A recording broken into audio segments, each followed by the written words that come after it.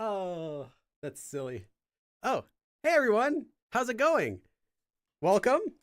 I just set I set a small goal if we want to try again today.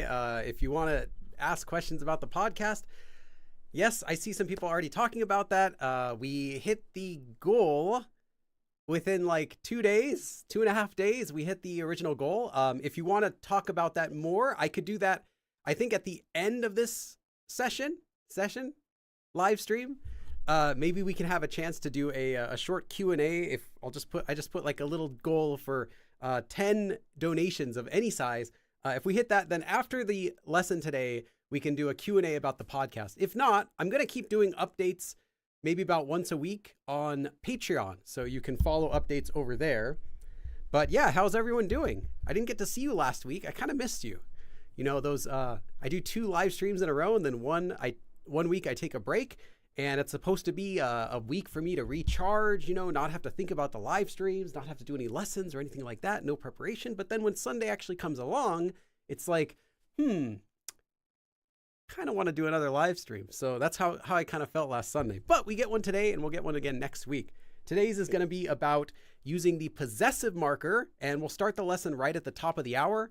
But just giving you a heads up, it is mostly beginner level, and there will be some intermediate level stuff toward the like the third.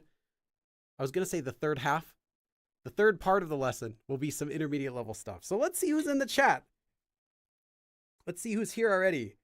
Who was first? I think I remember seeing. Yes. Welcome. Here we go. Someone named Hemi Unaka. I'm not familiar with your username. Did you change it? Welcome. Kai. Hey, Cosma. Welcome. Walter. Small. Hello. Lady Notbug. Hey. As well as, let's see who else I recognize. Sun, Cat. Arlie. Hey, Arlie. How's it going? You're moving to Korea. When? And where? I'd assume Seoul. Maybe not. Lorraine. Fatomilola. I'm not going to try pronouncing your last name. Forgive me, but Anyang to you as well. Gloria. MC. Reven. Chu Pika. Sarah. Sue Amazing. And Linda. Preve. Michaela. Okay, I'm not going to read everyone's name, but Andrea. We'll go up to there. Welcome. Yeah. I was truly touched that we had hit the podcast goal so fast. I didn't expect that. I didn't expect we'd hit it at all.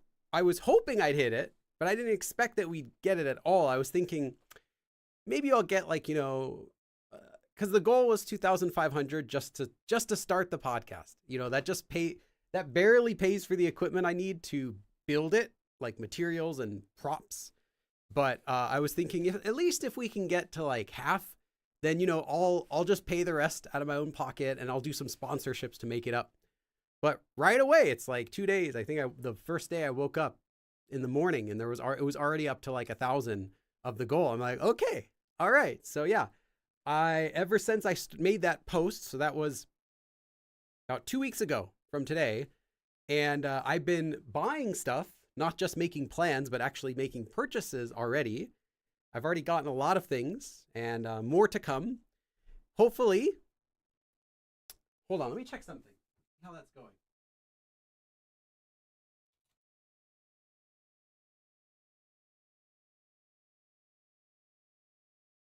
I was going to say I hope I could get it out sometime before Silk Song releases, but I guess I don't think that's going to be possible. Maybe before GTA 6. We'll get it out. We'll get the podcast out before GTA 6. I'm hoping that I can start filming it before Thanksgiving this year, but we'll see. It depends on a lot of things. That, again, I could talk about those at the end of the stream if you're interested. But before we do the stream, let's talk about stuff more related to Korean right now. So does anyone have any questions before we get started with the lesson? Yeah, Arlie is our original mod from like when I first started doing live streams back in 2018. Arlie was one of the mods I had. I only had a couple, 2 or 3. I think there are 3 ultimately, but only like 2 that were ever in the chat.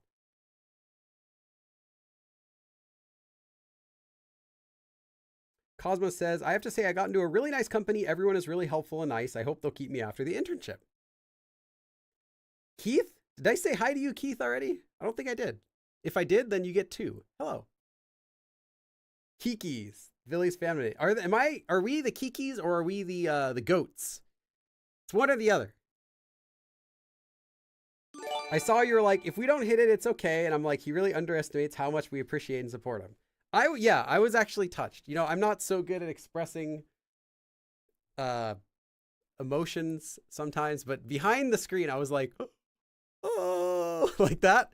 But then, you know, gotta be professional. But yeah, I was really, really happy about that. Because that's good. Because I was gonna do the stream. I wanted to do the podcast regardless, but I was gonna cry while paying for it, or I cry while not paying for it. Either one. It's nice to go this way. That I at least I won't have to buy my own supplies for it. Because wood is expensive. Sarah, I'm not sure how much you donated, but let me check. I have to convert that. Like $1. Thank you. I'll put your name up. You get your name up here. Your first. I can't spell. I already spelled it wrong.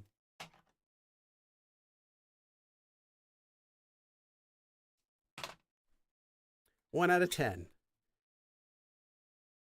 Billy, what is your favorite Korean grammar form?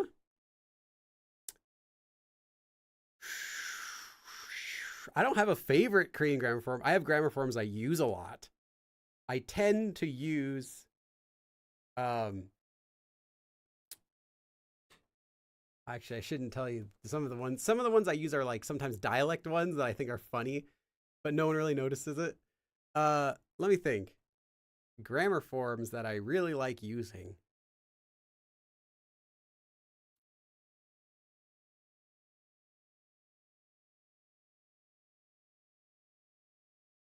I don't really have like one that's my go-to. I don't really have a go-to grammar form. I'm sure someone could listen to my Korean speaking in my interview videos and pick out that I use these expressions a lot. But I can't think of anyone that is my go-to grammar form every time. But I will just say this. In Korean, I'm much less direct than I am in English, and I tend to use the 같아요, like 것 같다, the I think or it seems, a lot more than I would say, oh, I think or isn't it, like that. So like in English, I might say, oh yeah, definitely it is that way, or that's how it always is. And in Korean, I'd be like, 그런 거 같아요, 그런 거 같아요. Like, I think so. 아니지 않을까요? Like, wouldn't it not? Couldn't it? Shouldn't it be? Like, kind of like that. So I'll just say 것 같다 if I have to pick one form, but it's not really a special form.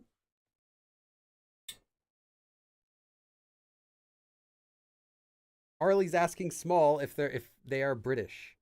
Yes, they are British. You're the British me, says Arlie. Shupika says, I have a question regarding my visit in October regarding my name. My real name is Katja. Katja? Katja? Not Katja, right?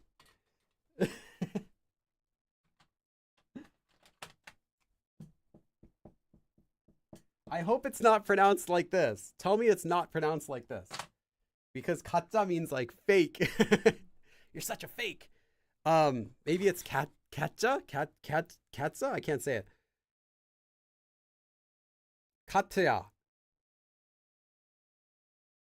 2 translation apps I use to translate it to just go to Katja. Okay, I'm not familiar with that name in English even. But I will say this about names after I check. Oh, Andrea GS. How much is that? Let me check. What is CHF? You guys are purposely trying to confuse me with all these strange currencies, aren't you? That's a Swiss franc. Okay, cool, thanks. That's like I'll put it up to like $6. Appreciate it. What other weird or interesting currencies do I not know of? Okay. So it's kind of like the Romance language version of the J where it's silent. Okay, like Spanish. I get it.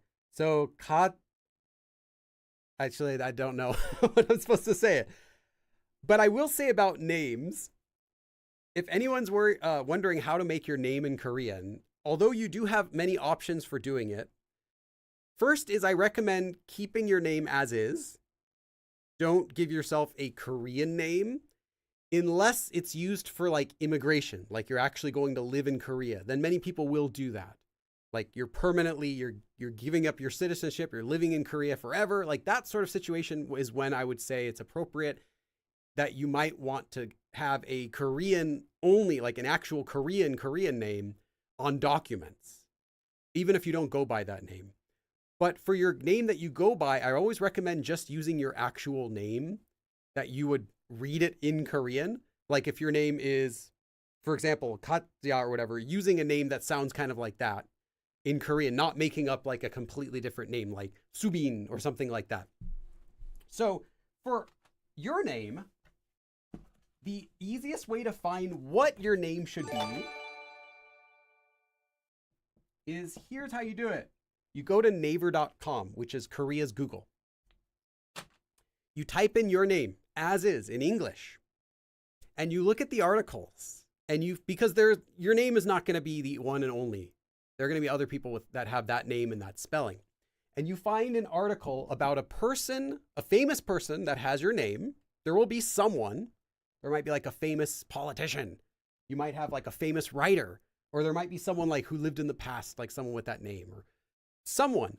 And you look at the way that it's written in the article. And now there might be multiple ways to write it. You pick the one that matches the person that you think is better for you. For example, if you find an article that says, oh, this person was born in the 1700s and their name is spelled like this, and you find another article that says this person is right now currently doing this, take the more modern one, because that other one might have an older name. They might have had a different system that they wrote their name in. So find someone that represents kind of who you could match your name most with. Like if your name is, let me try to think of an example. Oh, what's that guy? The actor. Okay, Tom Holland, right? Tom Holland. If you search Tom, you're going to find articles of people like named Thomas from like the 1800s. You probably don't want that as your name. Maybe you do. Maybe you do go by Thomas. But if you go by Tom, you probably want to find an article for the actor Tom Holland, the lately in Spider-Man movies, and find out how that name is written and go by that. So the best way to translate your name is just to copy it from someone else that's already using it. And Naver is the best way to do that. Google will work kind of okay, but sometimes Google will give you articles that were already translated into Korean, like they're not originally that language. And so you might get kind of mixed results sometimes. That's the fastest way. And most of the time, you'll find only one way to write it. So you might find two ways to write it, in which case, if you see multiple ways to write your name, what it usually means, like from people who are currently around, it usually means that that's someone from another country that speaks a different language. So it's the same name, but a different version, like Michael and Michelle, right? I think that's the same name. Yeah. So you might find like the French spelling of it and then the American English spelling of it.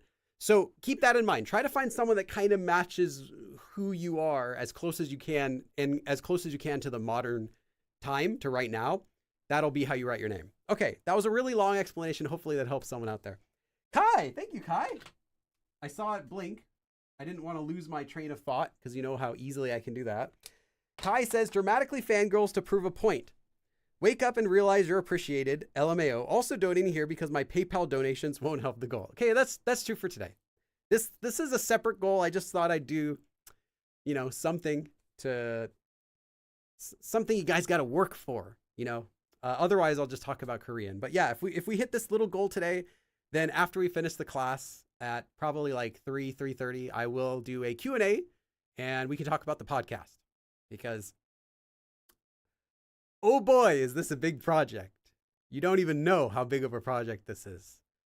Yeah, starting a podcast itself is ridiculously simple. I could start one right now. If I just sat down in front of my computer, I have a nice microphone. I have a webcam. I even have a fancy camera I can use. Lights, everything. I'm all ready to go. Yes, but I have nothing I need for the podcast that I want to do. So except for the cameras and a few cables and an audio recorder. Everything else is purchased or built for this new podcast. So, and the way I have to do it is all different from how I do my other videos. So yeah, it's a big deal. I have a giant document of planning stuff, picking guests, all that stuff. It's a lot of planning. Harley says, if I use my actual name, Peati. That's actually, yeah, that's a cute name. I mean, you don't want to use it, but it's a cute story to tell people. I would not use Peati for your name, really, no. 안녕하세요, 저는 Peati입니다. Like stomach ailment is what it literally means. Linda. Yeah, Linda's pretty simple. Katcha is what Naver says. Katcha. Nope. Doesn't mean anything. You're good. Katya. Yeah. I would just say check. Now that you have two options, put Katya and Katcha into Naver, not Naver Dictionary, but just Naver, and see who pops up. See if they're both current. If there's a reason why one of them has a different spelling, like is one from a different area, is one from a different language, or is it male or female, like that. Try to figure out who you'd match best with, and then pick that one. Lex in Korea. Yeah, that should be pretty simple. Just Lex. But I usually say careful when you do names that are actually Korean names. The reason why is if you, like, say, for example, you say you don't like your regular name, how it's pronounced. So you go with something else. You say, well, you know what? I'm just going to go with Minhee, or something like that. Let's say Youngja. Let's say you want Youngja. It sounds like a really old name. Let's say, okay, I'm going to go with Minhee or Youngja or whatever you want. Then when you introduce yourself to your friends and they say, what's your name? Oh, my name is, Kim Youngja or Mailja. I'm just giving some random name examples. There is going to be an image to many names in Korean that you might not want. For example, a lot of the names that end with ta have very old connotations because those were the names that were picked a lot around the time when Japan was occupying Korea. So there's kind of like and they used ta at the end of their name because that was the equivalent to ending a Japanese name with ko, like Minako or something like that. So that was the ta character. So you'll hear a lot of the older names have that, and it sounds like something from like 1940s, 1930s, like that kind of era. So that's one reason. The other reason is they're immediately going to know that you're using a fake name. They're going to be like, oh, who gave you that Korean name? Oh, I like it. It's a really nice, it suits you. Whether it does or not, Koreans are friendly. They're going to tell you that. But at the back of the mind, they're going to be thinking, okay, so what's their real name? They might ask you like, oh, so what's your real name then? So every time you introduce yourself, you're going to have to go through the explanation of, oh, no, I'm not a Korean. This is the name that I made up. This is the reason why. This is my real name. And then the whole thing's over with, and they're just going to call you by your real name.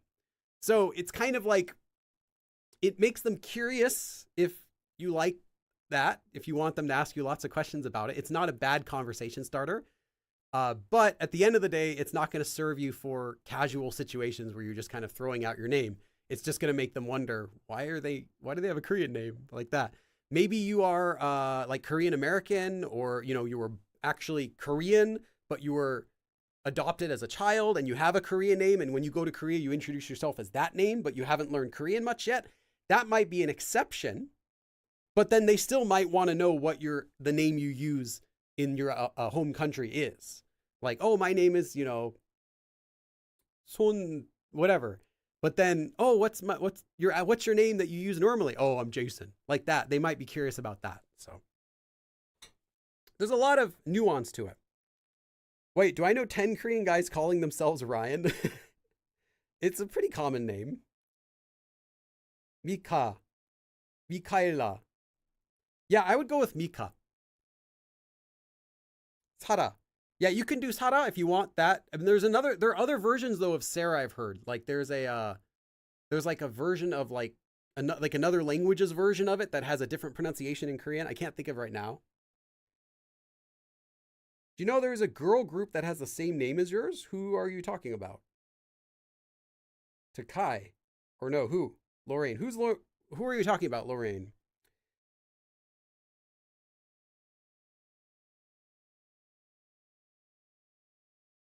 Yobu? Well, give me an example, like whether it is or isn't, like yes, no.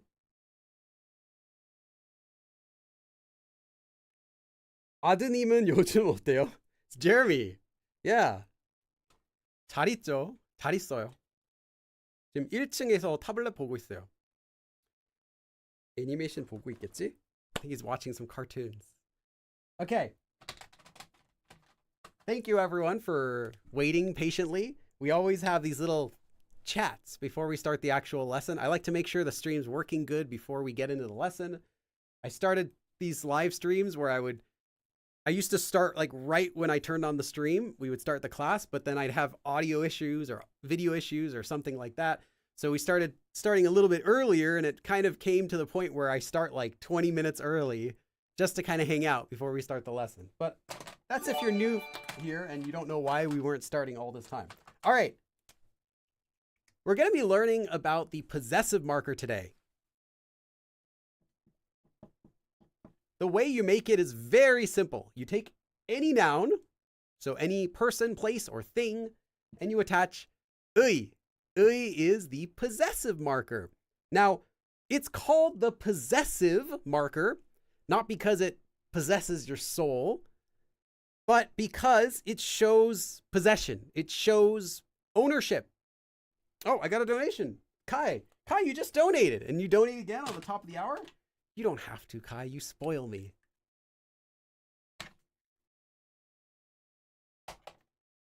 Thank you, Kai. And then you said, when are we getting another Nephew Jeremy collaboration? Oh, I had to read the collaboration part. Okay.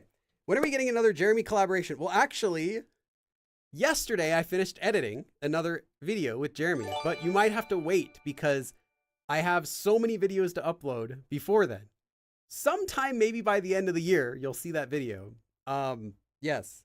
Oh, Michaela.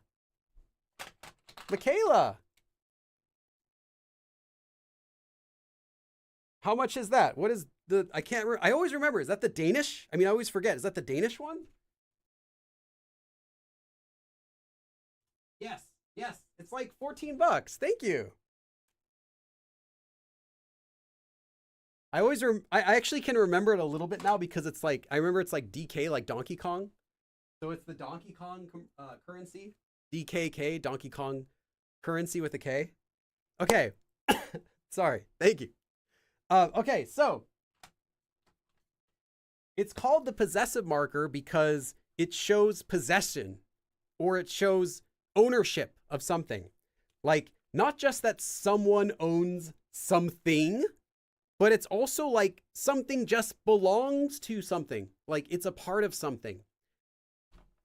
And at its core, the way it works is it connects two nouns together. So here you first have a noun and then you have this particle. And then after it, you'll have another noun. So by using this particle, you can connect two nouns together. And we kind of can do this in English too. How might you connect two nouns together in English? There are a few ways you can do this. Like, let's say,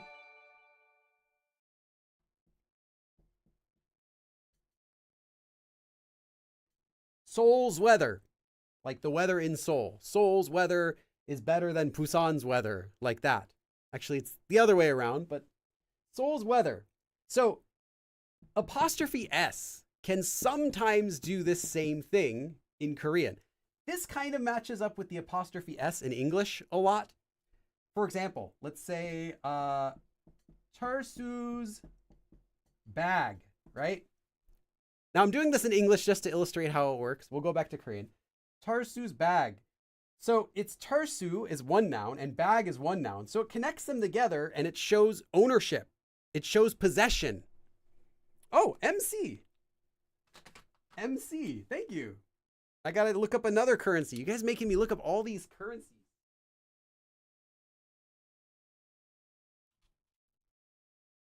Oh, it's like $7. Thank you. SEK.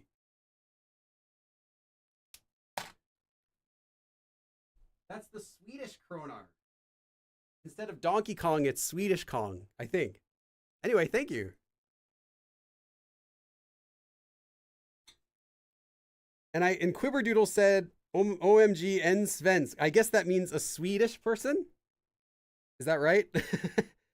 Danes and Swedes in chat. Nice. You're so SEK, bro. Det bara norsken som saknas, så har vi alla Skandinavier lol. That's some Scandinavian. I have no idea. Okay, I'm not going to try. All right. So in English, you might use an apostrophe S to do this, like soul's weather, right? It connects the two nouns together and it shows that it's owned or it's possessed by this part. So it's like the weather that belongs to Seoul, kind of. The bag that belongs to Tursu. So Tursu possesses the bag. So that's how this works. And that's also how this works. But it's not always just an apostrophe. It could also translate in English as of. For example, you could say Seoul's weather, but you could also say the weather of Seoul. And it's the same exact meaning. In English too, it's the same meaning. The nuance is a little different, right? The bag of charsu. It's a little bit awkward in English, but it has the same meaning as charsu's bag. That is exactly what this particle does. The first noun's second noun. However, it does not always need to translate.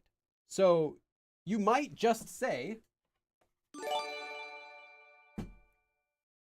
this week's Seoul weather, something like that. You don't always have to translate it as the apostrophe S, but you might. It has the same meaning though.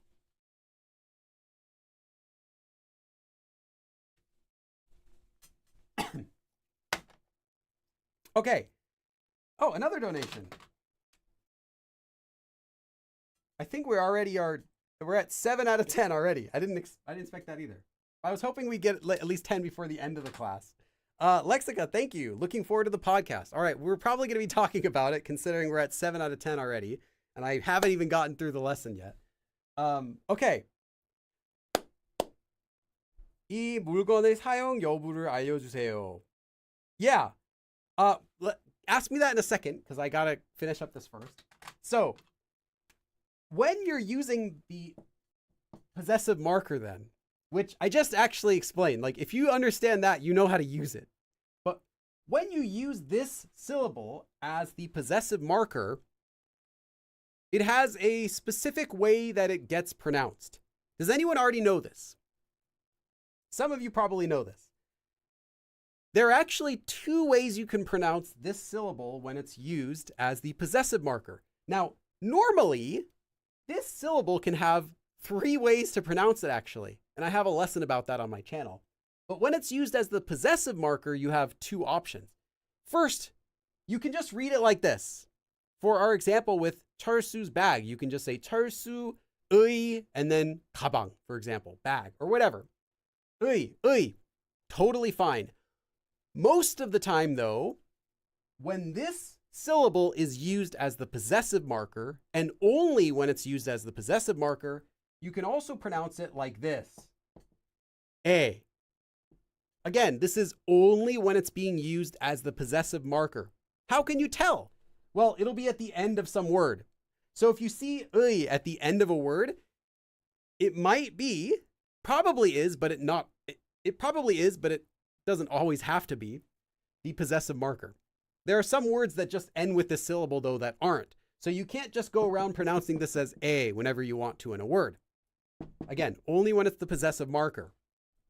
And most of the time, it will be pronounced as this. Really quick also, since most of you already knew that though. Really quick, I'm also going to tell you how to read this syllable the other 2 ways. So again, every single time you can pronounce this the way that it's written. So if you ever don't know how to say it, just say it as it is. But when this syllable is not the first sound in a word, So here we have a bunch of syllables in a word. I don't know how many syllables. If the first syllable is uy, you have to read it as uy. But if it's not the first syllable, then you can either read it as uy, as usual, or you can read it as e. So there are 3 ways to read this: uy, e, and a. I know that might sound a bit confusing. I promise it will make it easier to pronounce words, though, using this tip. Oh, Lori! Lori Siebert, thank you so much.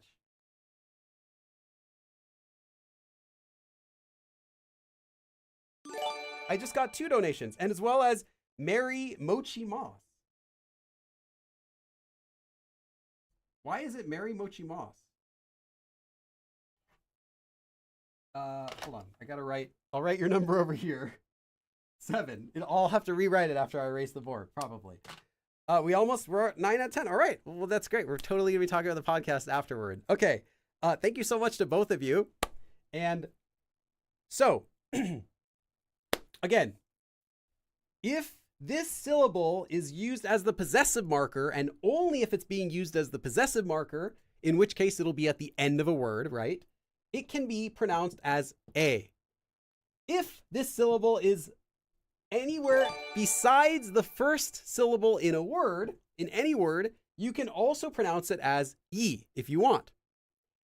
But if this syllable is the first syllable in any word, it can only be pronounced as uy, no matter what it's doing.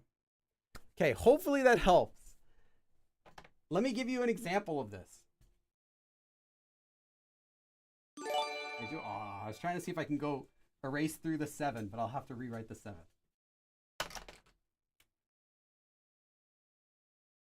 Oh, and there we go. Okay, Kai, thank you, Kai. Kai's like so excited. I can tell Kai is like so excited for the podcast. She's like donating to fundraise the entire thing by herself.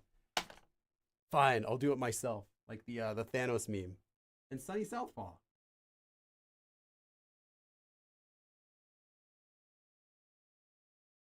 Thank you, both of you. Yes, we hit our goal. Let's see. Yes, cool. Okay. Yeah, we got the goal. Okay, that's it. I'm not going to bug you guys anymore. We'll talk about the podcast after this live stream's over. Thank you, everyone. Okay, back to the lesson now. That was so distracting. We messed up like the whole lesson with donations. I'm not mad or anything, but I've learned my lesson now. Okay. Let's think of a really simple example.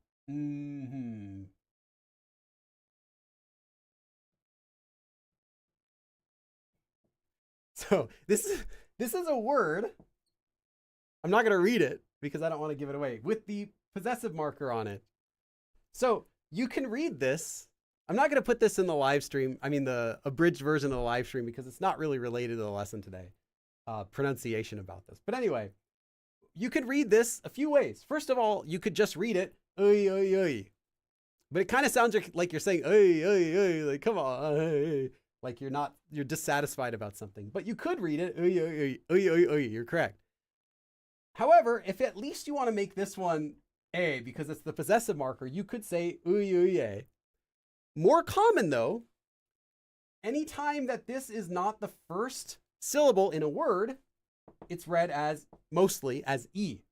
And again, every time the possessive marker, most of the time when the possessive marker is used, it's read as a. So the most common way to say this would be uye, which is very easy to say. Try saying uy, uy, uy, and hope that the person you're talking with doesn't laugh at you.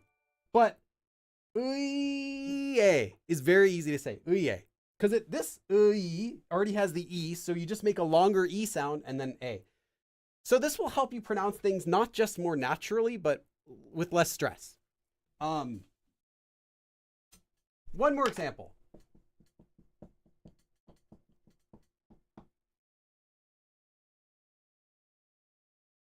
Actually, I'll put an extra one just to make it easier. Okay, this is a word. This is the possessive marker. Just think about it for a second how you pronounce it. Hey, kitty mommy. Kitty mommy. Interesting. Do you have like a bunch of cats? Are you like a cat, one of the cat ladies with like 10 cats in our house. Kitty Mommy, am I the 10th caller? Did we do it? Yes, we did it. We did it, Kitty Mommy. Thanks to you.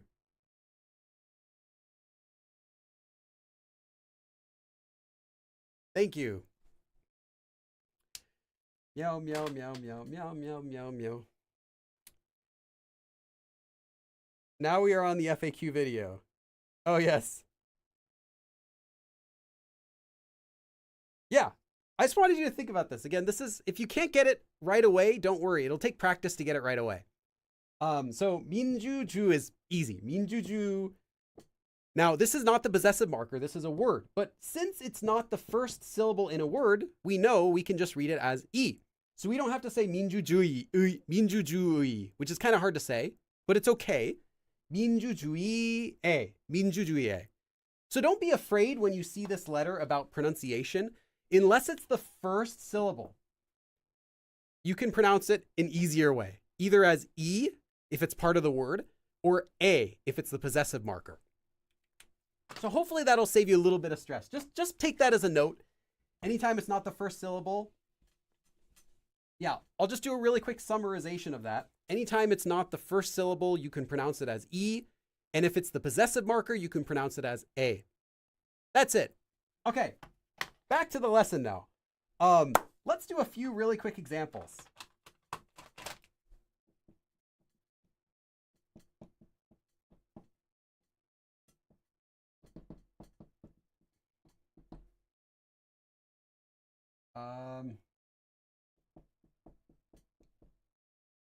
철수에, again, you could say 철수의.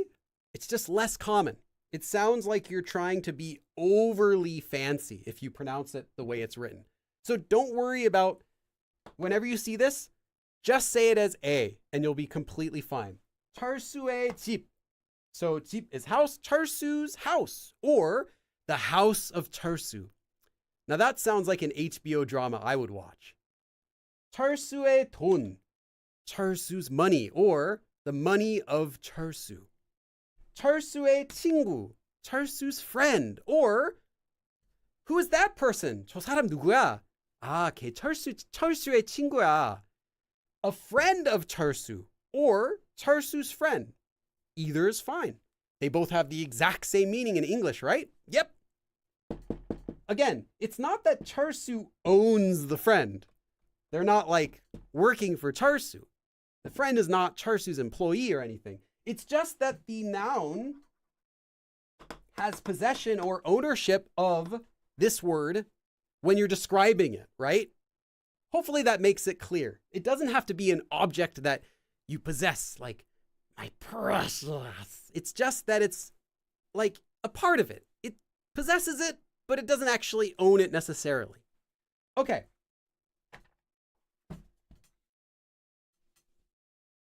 I also want to give you one more example with something that's less physical.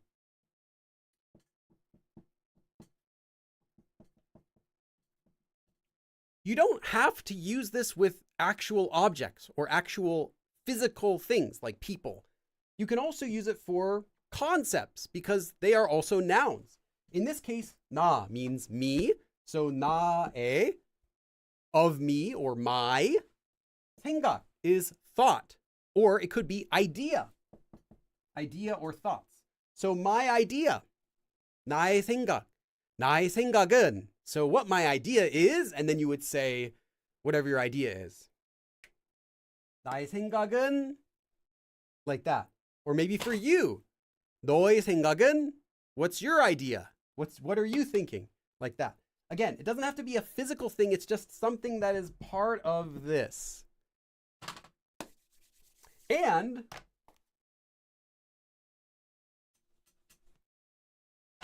okay, so that's the basics about how this form works, but there's still a bit more we have to talk about because there are some things you have to learn. There are a few exceptions we have to talk about.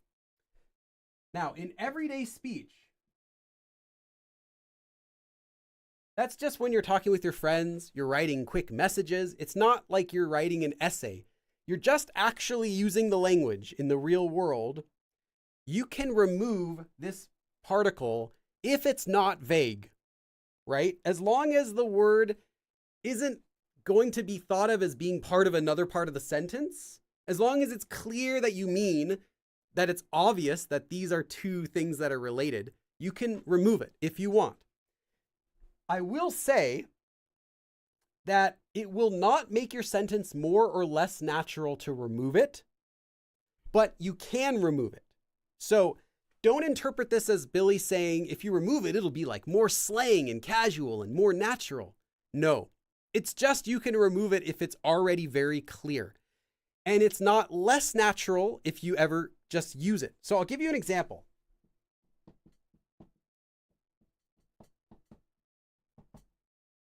Kimchi, bat.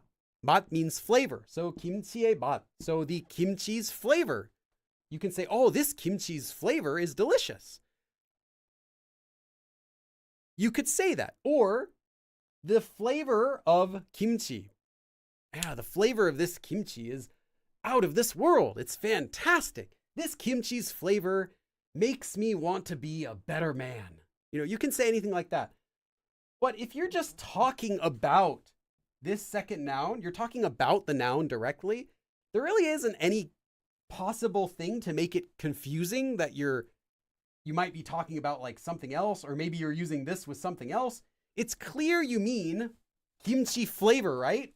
You can actually just remove it. So you can just say kimchi 맛, kimchi 맛은. The kimchi flavor is delicious. And it's fine in Korean. So again, this is only when it's clear. Now, I'll give you another hint to know if it's already clear or not, if it's not vague. And that is anytime you're making a compound noun. What is a compound noun? Well, compound noun is just two or sometimes more nouns that are stuck together. Usually this will match up with English. So if the word would sound fine without an apostrophe S, without saying of in English, it probably is going to be okay in that sentence to not use the possessive marker, to not use the possessive marker.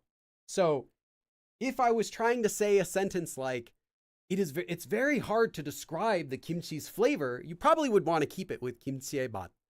But if you wanted to just say, oh man, this bag of chips is kimchi flavor, you're not really saying this bag of chips you're not saying this bag of chips is kimchi's flavor or it is the flavor of kimchi. You could, but you're more likely just saying a compound noun, kimchi flavor, right? There's no connection between the two.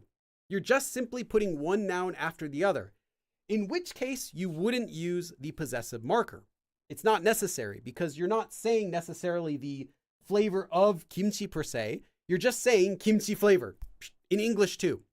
This is one thing where I think it kind of nicely matches with English. Anytime you're making a compound noun, you probably don't need to add it because it's not going to be vague. Let me give you another quick example.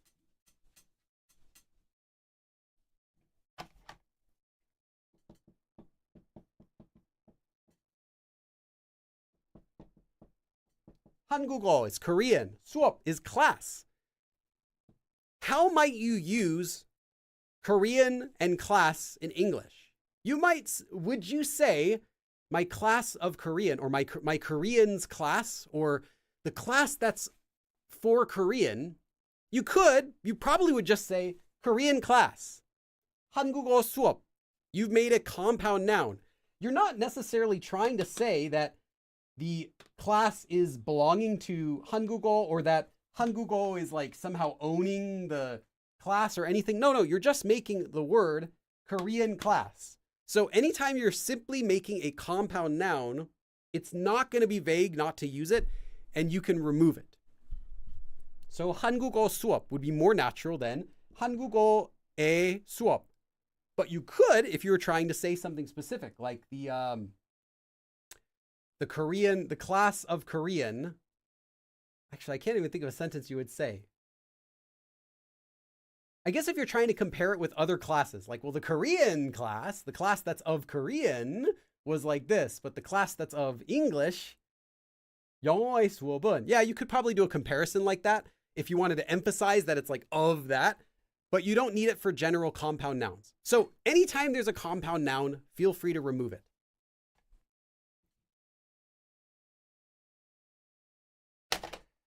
Okay, how are we on time? We are perfect on time, down to the minute. I'm going to take a few questions and then we're going to continue with the lesson. Yeah, 문의, 강의. Keith gave some examples.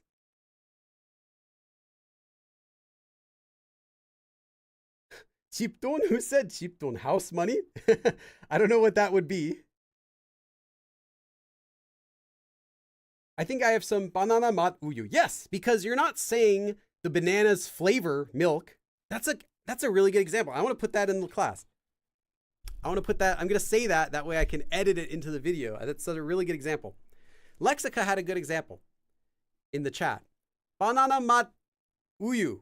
You don't say the banana's flavor milk, right? You're just saying banana flavor milk. In which case, banana 맛 우유, which is a compound noun, is much more natural than saying banana의 맛 우유, because that would be like saying milk that's the flavor of banana, which is just more long and descriptive and less natural than simply saying banana 맛 우유. So anytime you're talking about like something that's going to be a compound noun, normally just do it without the possessive marker. Okay. Yes. Sue Amazing is asking a more intermediate question. Is this 의 the same 의 as in 미지의, like the unknown world, or like 대부분의? Yes. So literally when you're saying 미지의, oh, I see you have a little typo. You wrote 매, but I know what you mean. Literally it's the world of the unknown is what you're saying, or something of the majority is what you're saying. 두 개의 사과. Yes, apples that are of two, literally, but you don't need 두 개의 사과. It's just 사과 두 개. You wouldn't say 두 개의 사과 normally in a sentence. Okay. 친구 집. Yes, you could say, and Keith has a good example too. You could say 친구의 집, like 친구의 집에 놀러 갈 거야. I'm going to go play at my friend's house. But you don't have to say 친구의 집. You could, but it's completely clear. It's not going to be vague if you say 친구 집, 친구 집에 놀러 갈 거야. Perfectly fine. Now you're saying I'm going to my friend house instead of friend's house. But in English, it sounds awkward not to use the possessive apostrophe S there, like the house of my friend or my friend's house. But in Korean, because it's completely understood, it's okay to remove it, but it's not more or less natural to do that. So again, don't think that you have to remove it to make your sentences be more slangy or more natural. It's not more or less natural to remove it, just it's okay if you want to remove it in a sentence as long as it's not vague. So usually if you're like describing something, like if you're directly talking about that part of the sentence, like I'm going here or I'm doing this, or what do you think about this? Like something that's at the center point of a sentence, it's not going to be vague. If it's a part of a longer sentence, you might want to keep it in, because then it's not going to be, it could be confusing if you have like a long sentence and then in there is like 친구 집, like they might not know, oh, I guess that's the friend's house and not someone else's friend's house. Like you can know it's a friend you're talking about. It could get a little bit vague in a longer sentence where it's not the center point. So that would be my recommendation for that. Yeah. 고빌리의 한국어 수업. Oh, and Kenneth, you'd want to use 이 or 은, since the 있다 or any verb with 있다 would mean to exist. So it could only use a particle that shows like the 이 or 가 subject marker, or maybe 도, like also, or like 만, like only. But the object marker would have to only be used with an action verb for someone doing something. Okay. So moving on, there are a few exceptions. 저 and 나 for I or me, and 너 for you. Note, 너 is only for you, for a friend who's close with you and who is the same age as you or younger, and you're already familiar with each other. You wouldn't just go up to a new friend and use 너. Or you could use 너 to like people who are way younger than you, like little kids, without having to know them. But it's not as common. So just be careful with it, because 너 doesn't show any extra respect to the person you're talking with. It's kind of like saying, hey, you're no better than me while we're talking. So again, close friends, but not new friends, and same age as you or younger. When in doubt, just ask. These, when you combine 의, you have a few extra options. So you could just say 저의, my, 나의, my, 너의, your. But most of the time, you don't have to, but most of the time, these actually have another version.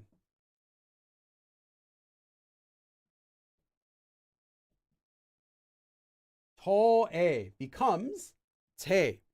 You don't have to. This way sounds a little bit more like proper, like written, a little bit fancier, but it's often written like this and spoken. 제. 나의 becomes 내. 너의 becomes 내. Wait, 내. What's the difference? We'll talk about this in a second. There's a difference.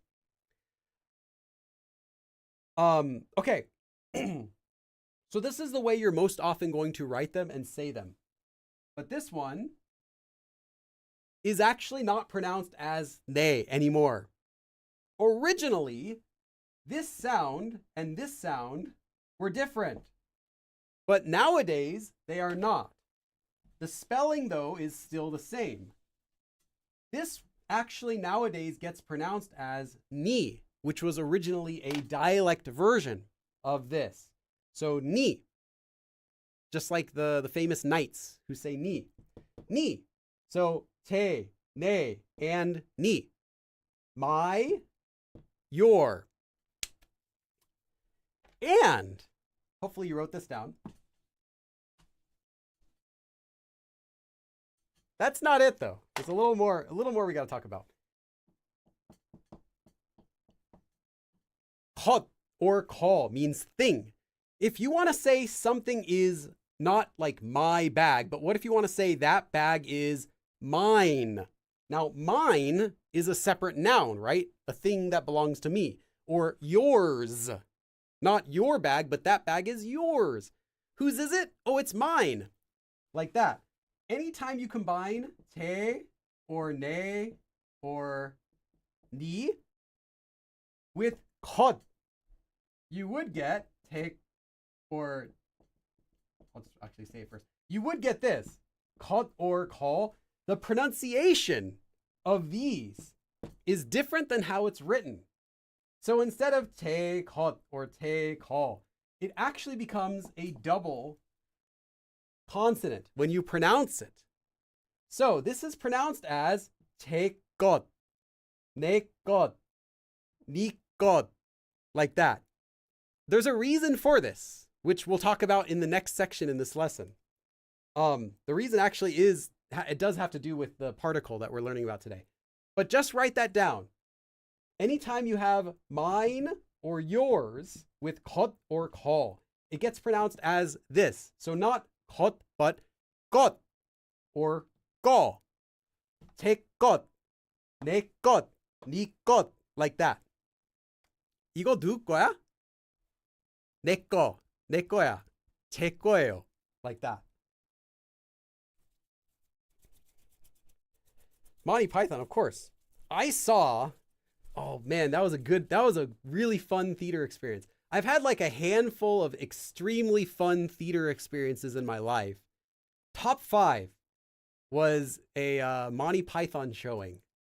That was in like 2017, I think, or something. They did another like a Monty Python showing in LA in a theater full of people that were already fans of Monty Python. And everyone's like quoting the movie, laughing at everything. Oh, that was great. Another one I saw Pee-wee's Big Adventure. Paul Rubin was there. That was like right before COVID. I went there in LA as well. That was fantastic. Everyone quoting the whole movie. A couple other small experiences like that. But yeah, that was good. Okay. So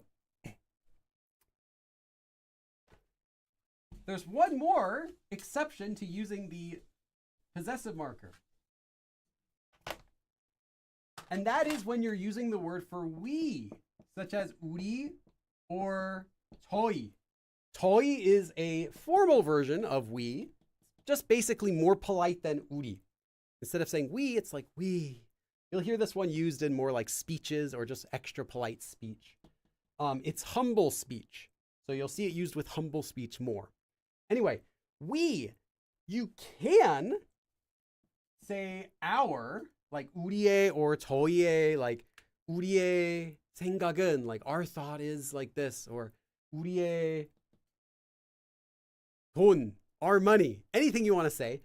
But most often, you don't add this. It's not necessary after we.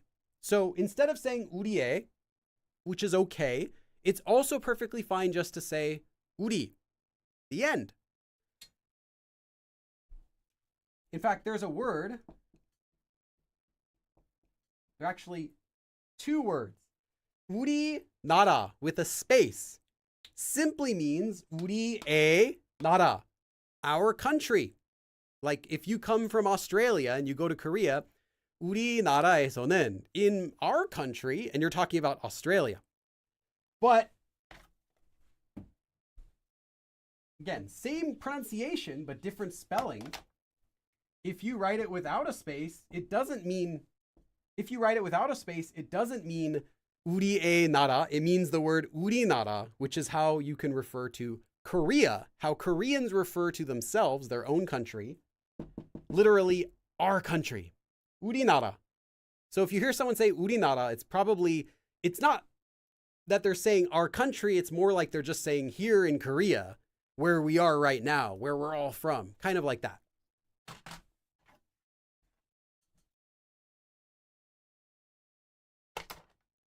Okay, I want to give you an example of this.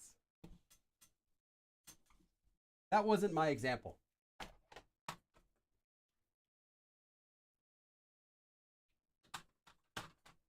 So let's say your mom's friend's son.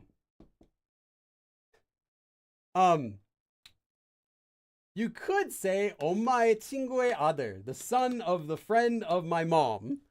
Grammatically, you're fine. But remember what I said. If it's already clear that you're just talking about like a compound noun, like mom, friend, son, like it's not going to be vague. You can remove it. 엄마 친구 아들. In fact, there actually is a even shorter version of this word. 엄친아. You might hear, it's kind of used jokingly, like the son of your mom's friend who you always get compared to. Like, how come you can't be more like, Steve, who's my friend's son, like that. It's kind of like the son that you always get compared to. You're not doing as good as they are. But it's kind of like a meme. Anyway, 엄마 친구 아들 is fine. But adding in the extra possessive marker in this case would make it a little less natural because, again, it's like saying mom's friend's son. It's a little harder to say.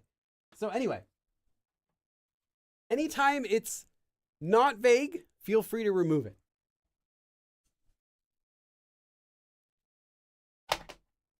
And then for the 우리 example,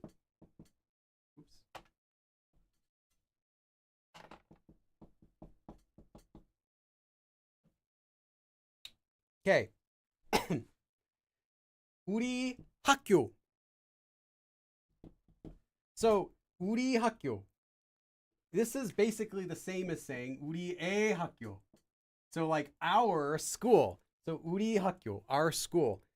And one thing I also have to mention about that, when you're talking about family members,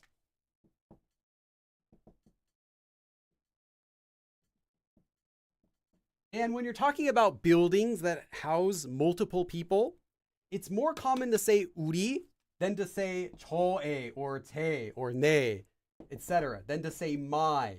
So instead of saying like 제 아빠, my dad, it's more common to use 우리 아빠. And then school. You don't own the school. It's not your school. It's just you're a part of it. In which case, if you're just a part of something like a school or a church or a house or a company, like 학교, 집, 회사, 교회, like those are really common, then it's more common just to say 우리. Now, if it is your hospital, like you own that, you probably could say 제, but still it's common to say 우리 because it's like all of our, kind of that meaning. So it's better to say uri for family members and for any sort of building that's housing multiple people, because it just sounds more like I'm a part of it. I don't own it necessarily. Even if you own the house, it's still more common to say uri since you're not the only person who lives there. Just letting you know, it's more natural to use uri for these cases.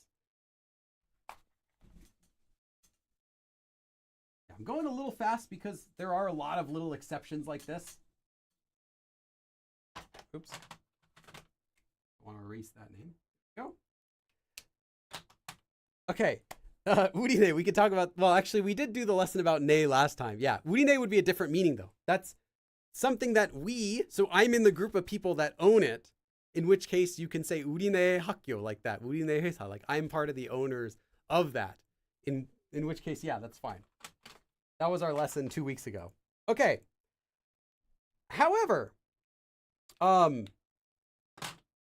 if you are talking about pets, you have one more option. You could just use, oops, that's like way not easy to see. Let's use orange. Okay. You could use uri for a pet. Like you can say uri 강아지, right? It's not just yours, it's our. It's like you got your in Soviet Russia, cat owns you. I don't know how that works. So uri 고양이, it's not just my cat, it's the communal cat. It's all of our cat in our family. That's what it means. 우리 고양이. But you have another option. You could also say 우리 집 고양이. Now you're not just saying my family's, our dog. What did I say cat? 고양이? Let me say this again. I think I said cat while writing dog. When you're talking about pets, you have another option. You could either say 우리, like 우리 강아지, our dog, or you could say 우리 집 강아지, as in 집 is like our family, like our house.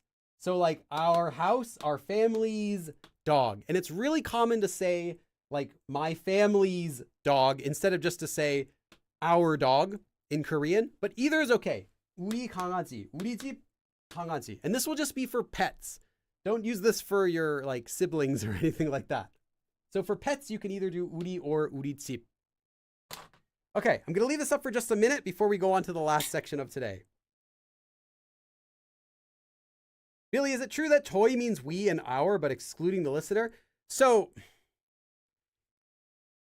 technically, there is a difference between that. And I want to make a video about it because it's technically complicated. But the way it gets actually used is simply as a polite way of saying 우리. So if you are, for example, the listener, I'm not really sure what that quite means because yes and no.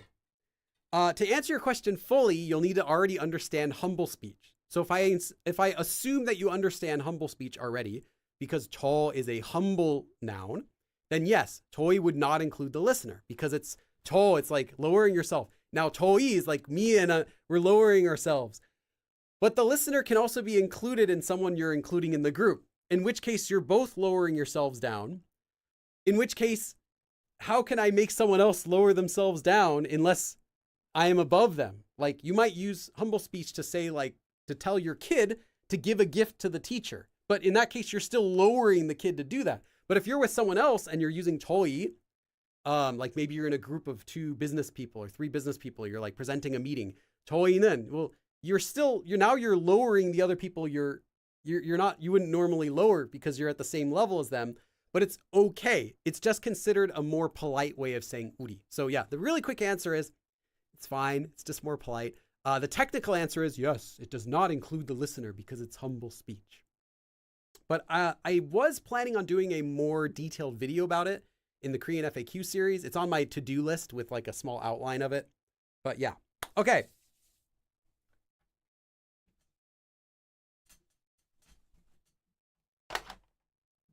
So that's pretty much everything you need to know about the possessive marker. But there's one more thing related to this that you should also know. And this is the part that's more for intermediate learners. So if you're a new beginner, just listen, but don't worry about this part. Have you ever noticed a word that uses this letter, the S letter, known as 시옷, between words? Have you ever seen this in the middle of a word before?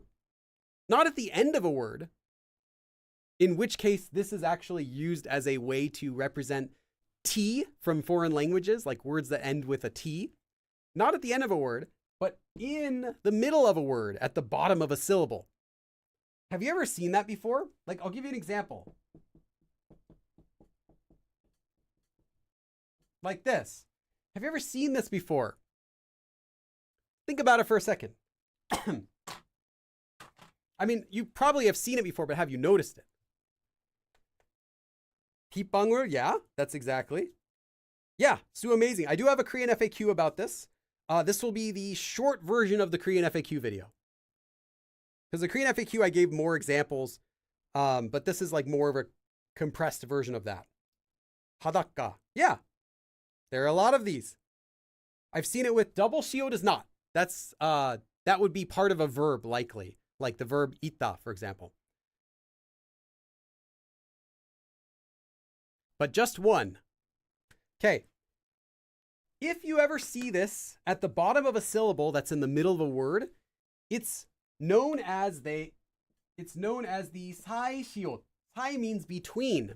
So 시옷, this S letter, between. So a between S is what it's technically called. And it has the meaning of this. It means 의. It means the possessive marker.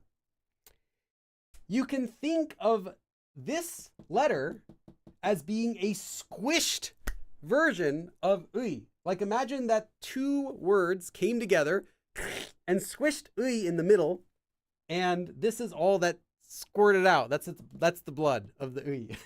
It got smashed. Just imagine it like that. This got squished out of 의. Has the same meaning. And it's used, just like 의, it's used when two words are combined together. But specifically, it's used when two words are combined together into one new word. Now, this is not just a compound word like Korean class, right? Kimchi flavor. This is a compound word that's considered to be now one word. And all of these words are already in the dictionary. Woohoo! That means you don't need to know how to do this yourself. Again, you don't need to do this yourself because any word that has this is already made in the dictionary. So don't try to make your own new words by using this. They might not be real. But anytime you see this, it means treat this word as one word. Kimchi is kimchi and 국 is like stew, right? Like kind of like a soup. So kimchi stew. It's not the stew of kimchi. I mean, originally it was kimchi's stew. Originally, but now you can just think of it as one word, kimchi stew. Kimchi stew, one word. Kimchi 국. But anytime this happens, so here are two words, kimchi and 국. Anytime this happens, the first syllable of the second word becomes double. So it's not kimchi 국, it's kimchi 국, kimchi 국. Again, the first letter of the second word becomes a double consonant. If it can. So, I'll let that sit for just a second. There's more to it. I'm going to explain how and when it works.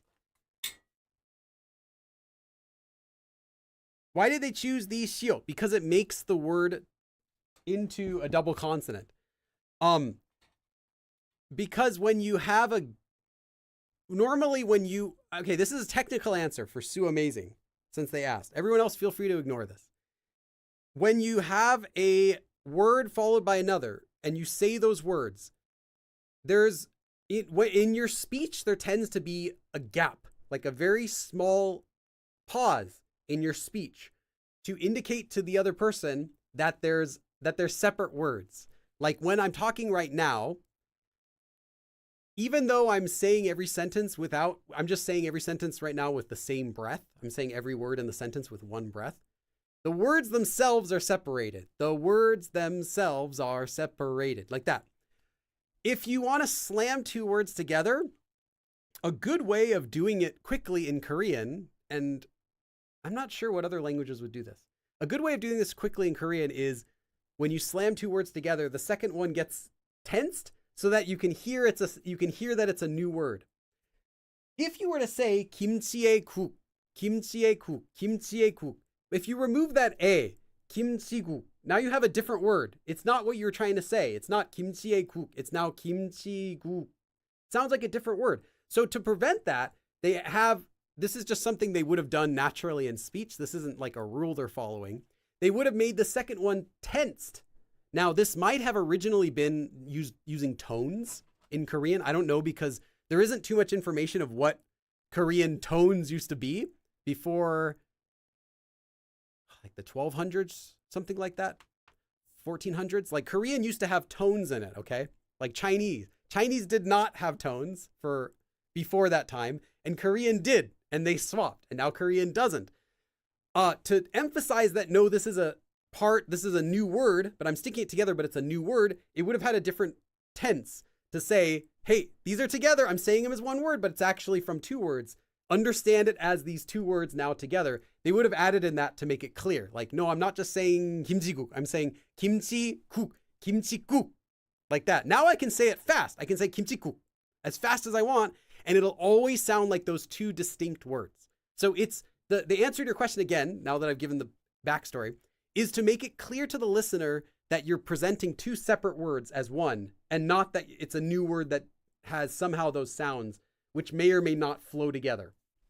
Sometimes when you just stick a word with another word, you get kind of weird sounds that can flow through, and it ends up with a different sound that you didn't really want. You want them to be separate words, but part of the same word. So it's just kind of to do that. Okay.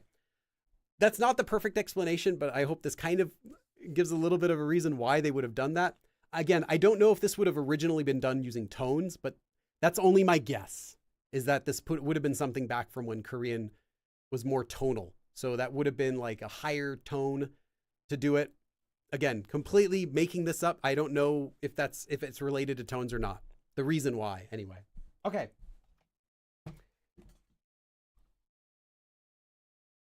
Someone who knows more about the older style of Korean could probably answer that in more detail. Why exactly did they make it the double consonant to do that? My guess, though, is that they would have done it with anything they could have to make it sound distinct. And yeah. And actually, some dialects in Korean still have tones in some cases. I know like Gyeongsang dialect still has tones in certain words where they'll have like a upward tone or like a downward tone in the words, just like Chinese for some of them. And they have different meanings depending on it, but not in modern Korean, not in the standard Korean you're going to hear. Okay. So when does this happen? Well, again, it's only used with compound words that are already in the dictionary, written with this letter in them already. And it'll only happen, let's see, word 1, word 2. It'll only happen also when the first word ends with a vowel. Otherwise, you won't be able to add this letter if it ends with a consonant. You could, but it would be kind of weird because words aren't written that way anymore. With Korean nowadays has been simplified in how it's written. So you'll only see this you'll only see this letter at the bottom of the end syllable for the first word if that syllable happens to end with a vowel already. Otherwise, it's there, but you won't see it. And I'll give you an example of that next. And this only happens, well, most of the time, this only happens if both of these words, but at least one of the words is native Korean. So it's not going to happen. I think there are a few exceptions I can think of. It's not going to happen between Sino-Korean words. Sino-Korean words, the reason is those words already can become compounds simply by attaching them together. This is because those come from Chinese. So if you see a word that's 2 words together or 3 words together and it's a compound word and you don't see this, that's because it never had it to begin with. It already could be used that way from Chinese. So you're not going to see it happening with Sino-Korean words, but with native Korean words, you'll see it. Usually both of these words will be native Korean, but at least one of them will be native. Okay, so those are the rules for when you might see it. Again, though, even if you don't see it, that doesn't mean it didn't happen. The first example I'll give you is one of those.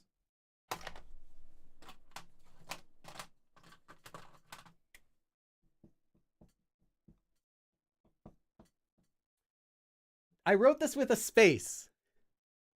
So we have 물, water, and 고기, meat.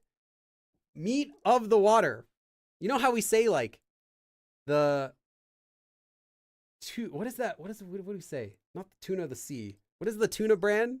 Fish of the bee of the sea, bumblebee of the sea. You know what I'm talking about. I just ruined my lesson because I can't think of the name of it. Can anyone tell me what that name of the tuna is? Something of the sea. Chicken of the sea. Chicken of the sea, right? 바다의 chicken. So, 물, 고기 originally means, the meat of the water. Or, since it's not vague, you can put them together. Water meat is the word for fish. Originally, this word, 물, was this. 물. This is an old form of it. So you can actually find old Korean text that has it written like this. 물, 고기. So again, meat of the water. So water meat. 물. And then what is this? What happens here? Because this is the second word. It starts with a letter that can become a double consonant. So you pronounce it as 물, not 고기, but 고기, 물고기. So the regular way to say this is today, 물고기. But you wouldn't write this here because one of the rules was that the first word has to end with a vowel. So even though this word is an example of that, you don't see it because it's just not how Korean is written nowadays due to many spelling rules that they've created since. But it originally was there, 물고기. So that's why this one's 물고기, but 소고기 for like beef, or 돼지고기 is just 고기, but this one's 고기 because of that. Okay, let me give you a couple more examples. 차 is tea. 집 is a restaurant. Literally means house. But you can think of it as like restaurant, cafe. So, 차, 집. If you combine these to make a tea house, again, not a house with tea in it or something like that, but just tea house, the word is 차, 집. So it gets pronounced as 찻집. 찻집 means tea house. I'm just going to give you one more example. Although there are thousands of these.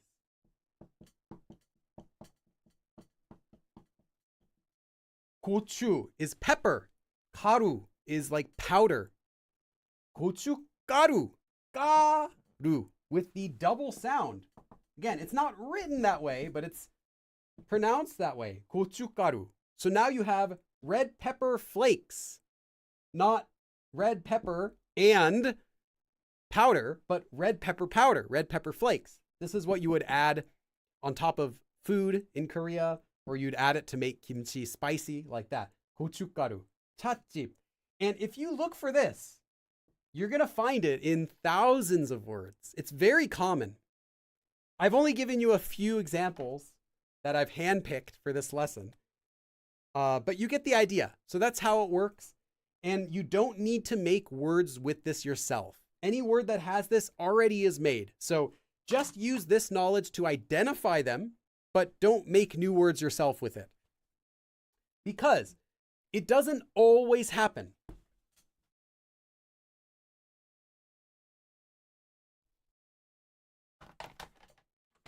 quick example. 새 means bird. 집 means house. So birdhouse, right? It should be 셋집, right? No, this is actually already the correct word for a birdhouse. So don't just do it yourself. Only use this for recognizing them. Just know that that's what it means. Okay, and that is our lesson. Let me take a quick thumbnail, and then we're going to talk a little bit about a podcast. So if you have any questions about a podcast, now is a good time to ask. Yeah, 쇠고기 is same. Actually, that's a good example. I'll write that up. So someone was asking about what is 쇠고기. So there are actually two words for, there are actually two words for beef. 소고기 and 쇠고기. 소 means cow, first of all. So what is 쇠? Well, it's actually just a shortened version of this. 소의. Cow's meat. 쇠, 쇠, 쇠. That's it. 쇠. Just a shortened version. That's one where that it did not use the sealed. And my guess why, this is again, I like making guesses because they're fun, but I also don't want you to write this down as the correct information because it's actually what I say it is. It's a guess. My guess why that one's not, it doesn't use it, is because that word came later in Korean. Because something that is true is the word 고기 originally was for any meat. It was for fish, beef, pork, whatever, because the word would have been used by the people who are eating it, like the people who own the houses and everything. And to them, it's all just meat. So they wouldn't need to differentiate like, oh, this is meat from the sea. This is meat from the land. This is meat. They would just say 고기 for everything that they're eating. Like that's meat is 고기. So the word specifically to refer to the cow meat would have came later. That's my, again, that's my complete guess. So don't write that down. But maybe it's fun to hear a guess. Maybe you might have a better guess. If there are any Korean linguistics people watching this video, let me know. If you have a more better information about this, I really would like to know. Some of this stuff is hard for me to find out because there just isn't a lot of information available. Okay, let me take a quick thumbnail image.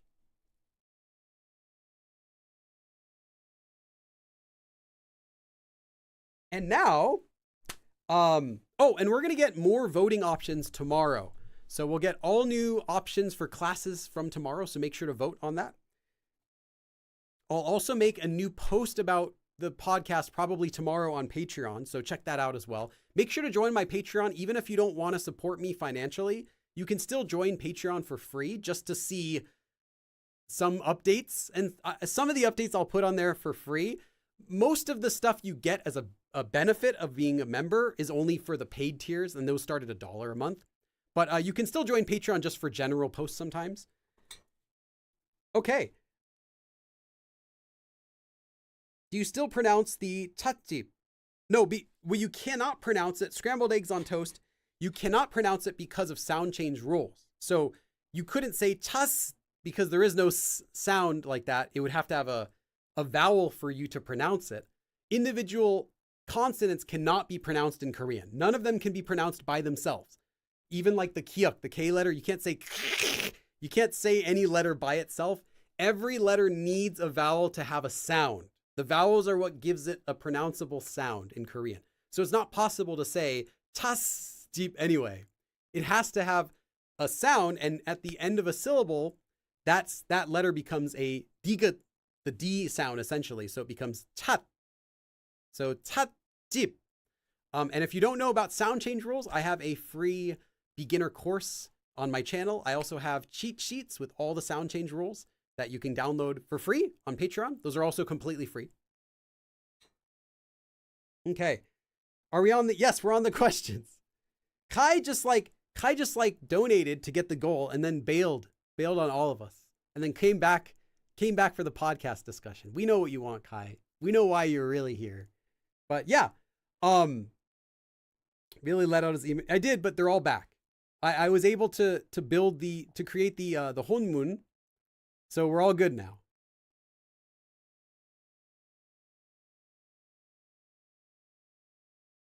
Okay, yes. So, podcast. I'm going to be doing a podcast. People have been asking me for years, and I've been thinking about it for even longer.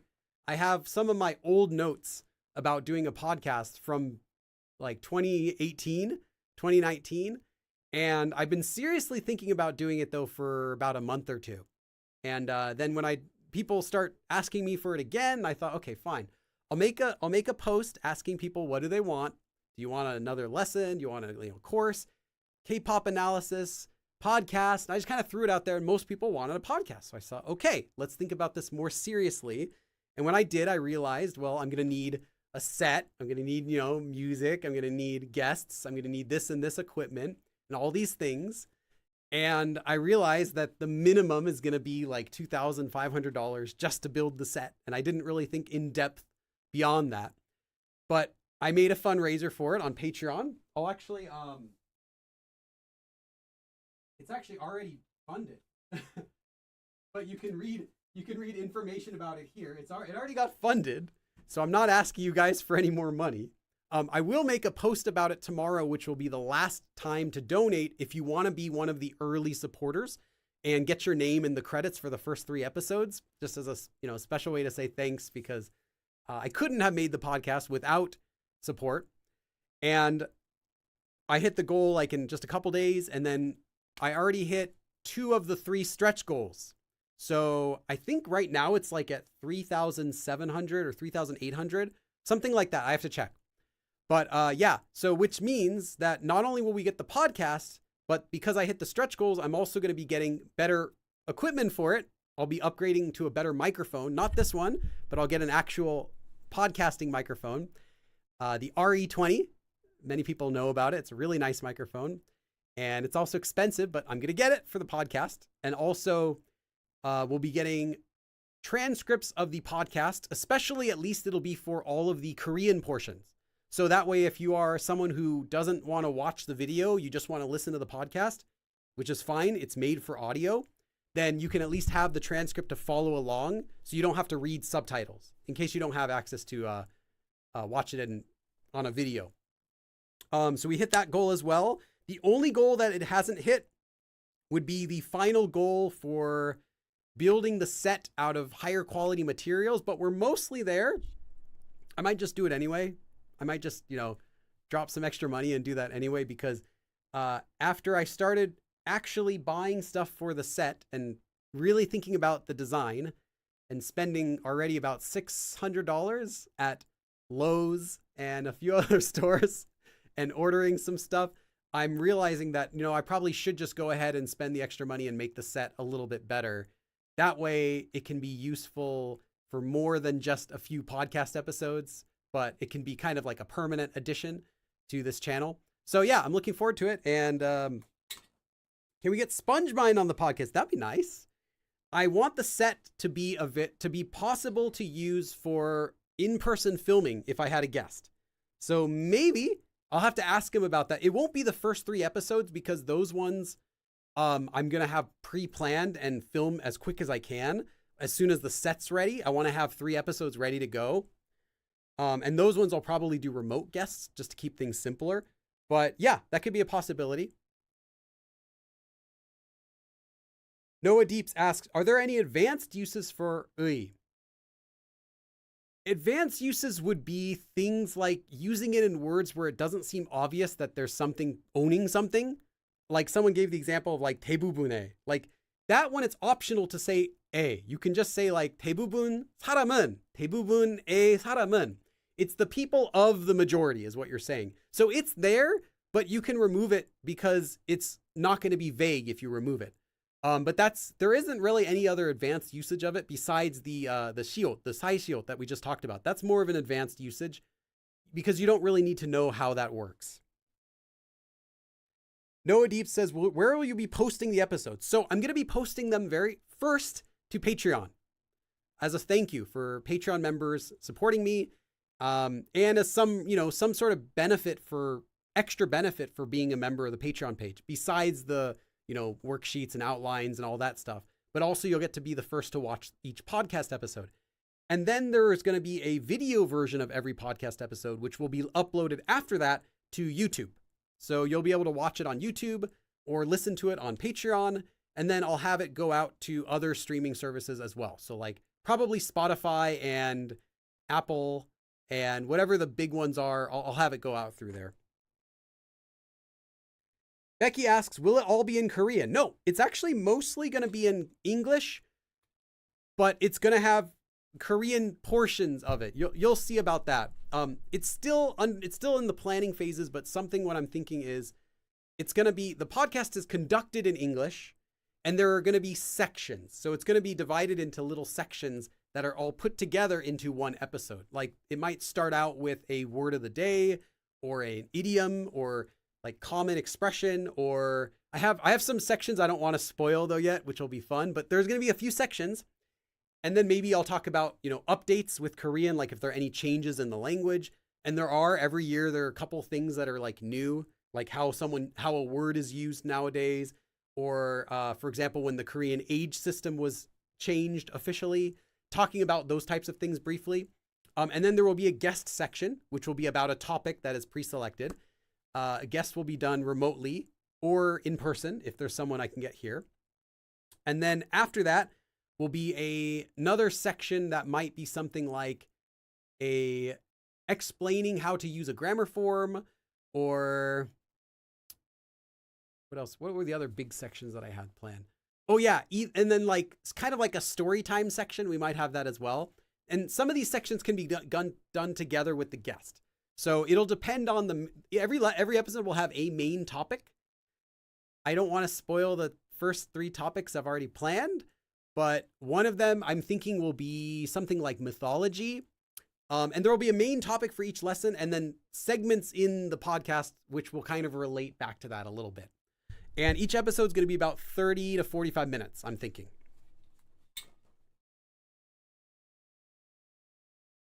But yeah, it will not be all in Korean, but the parts with any guests that are Korean will be all in or mostly in Korean. But what I might do, actually, I thought about that also, is instead of having the guest sections be all in Korean, I can do introduction to it in English. That way everyone can know what's going on in case you're watching from home and you're doing something else. Then I'll have the guest parts where we're talking in Korean. I'm speaking to the guests in Korean. And then every now and then I might come back with a short summary in English, kind of like just to kind of let people at home who aren't able to follow up with everything know what's going on. So if you're someone who's kind of at a lower level and you're not quite able to follow a full conversation, that would be the point where you can hear a little bit of summary in English and be like, oh yeah, I think I got that. Oh, I missed that part. So I'm thinking of kind of doing that, like a little like sparse English, quick sentence summaries here and there throughout the guest segments in Korean. Will there be Korean and English subtitles? Definitely yes on Korean subtitles. I don't know about English subtitles though. Do you want English subtitles too? I'm planning on though definitely Korean subtitles for the video, as well as transcripts that'll have Korean, which will be uploaded on Patreon. We want a Jeremy section. Well, maybe Jeremy, when he heard that I'm making this podcast, he's like, can I be in the podcast? Can I be your guest? Like, well, I don't know. I haven't started it yet. When will you start it? How about tomorrow? I don't know. So it's possible. Alex asks, what is the preferred way to donate to the podcast? So, okay, I'm not going to be asking for donations for the podcast once it starts. I'm only asking for them now while it's in the building and planning stages, because now is when I need the money to actually do it. And some stuff, yeah, a lot of stuff is unexpected for expenses. Like I would budget this much for maybe say wallpaper. I'd say, okay, I know wallpaper costs this. I'm going to budget $50 for it. And I go to the store. Yay, it's $50. But then I realize, oh wait, I need a wallpaper applicator. I need a roller to press it down. I'll need to get, this, and this, and this to use it as well. Like this type of pan and that type of stuff I wasn't including in the original budget. And those are the stuff that I'm having for the fundraiser right now. There is a link to the Patreon page where you can donate that I just posted again in the chat. And I'm going to be doing one more update, I think tomorrow, and that'll be the last chance to donate to be one of the early supporters. Beyond that, I'm not going to bug people for donations about it. You're not going to hear like, please support the podcast by donating money. I think I might say instead, like, you know, if you want to get these episodes, if you want to watch these episodes in advance, join my Patreon page. But it's not going to be asking for I'm not going to be asking for donations repeatedly until the podcast is ready, unless there's like some emergency where I need to get something else for the podcast. But I don't predict any other expenses. Keanu will be, maybe I could ask. He doesn't know I'm doing this. Let me check if that's the right link, right?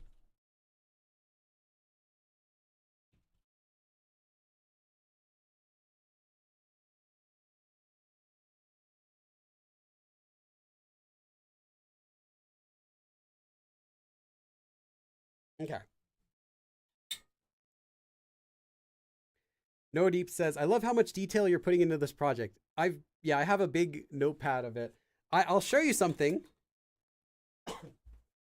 So the dimensions of the set are not finalized yet. That's the hardest thing to do for me right now. Because I don't know if I'm going to be putting the set facing this way you're seeing right now, or if I'm going to be getting rid of my entire computer setup and my desk and putting it on the other side of the room. I don't know if I should do that. Anyway, so I made a little, I'll show you guys. I made a little mock-up of the set. This is for building. So this will be kind of what the set looks like. It might be a little bit longer, a little bit taller than this, but it's kind of like this. This is me sitting down. I did some camera tests with it. This will be the little TV I've got. And this is what I'm going to be building kind of. And then the way the set works is because I can't buy boards that are this tall and this big at once, you have to buy them in pieces. I'm going to be having a little hinge system so that I can, you know, put the board up like that and then, you know, lock it in place. And it'll be hid behind the trim on the wall. So you won't be able to see the line. Otherwise, I would have this big line going down the set where you see the two pieces of the board connecting together, and that will look really bad for the wallpaper. And then this way I can fold it up a little bit and move it around if I don't need to film. So yeah, it's still in the planning stages. I have a lot planned already, but it's not finalized yet. But yeah, the biggest thing I need to decide right now is, do I get rid of my computer desk? Do I downsize my computer desk to one that's like 2/3 of the size of my current desk and move everything else away out of my room and get rid of my bookshelf in my room, all so that I can put the set on, let me just show you, all so that I can put the set on this side of the room. There's another side of the room that's empty. Can't really see it too well, but hopefully you can kind of see it. There's a corner of the room I have here, which is just my computer workstation and nothing else. There's a workstation and then like a light.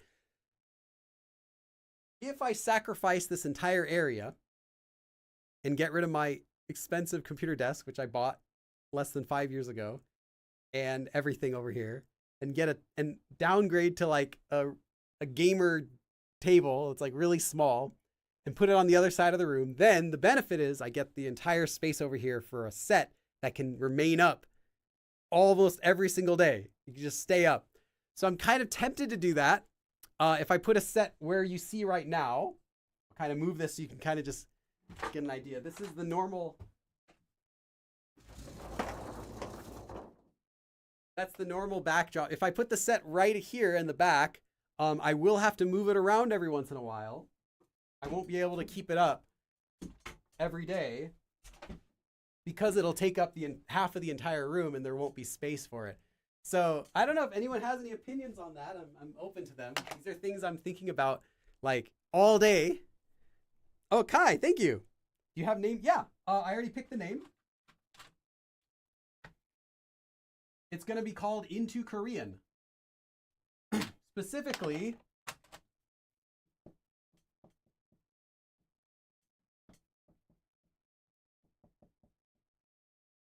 Billy goes into Korean.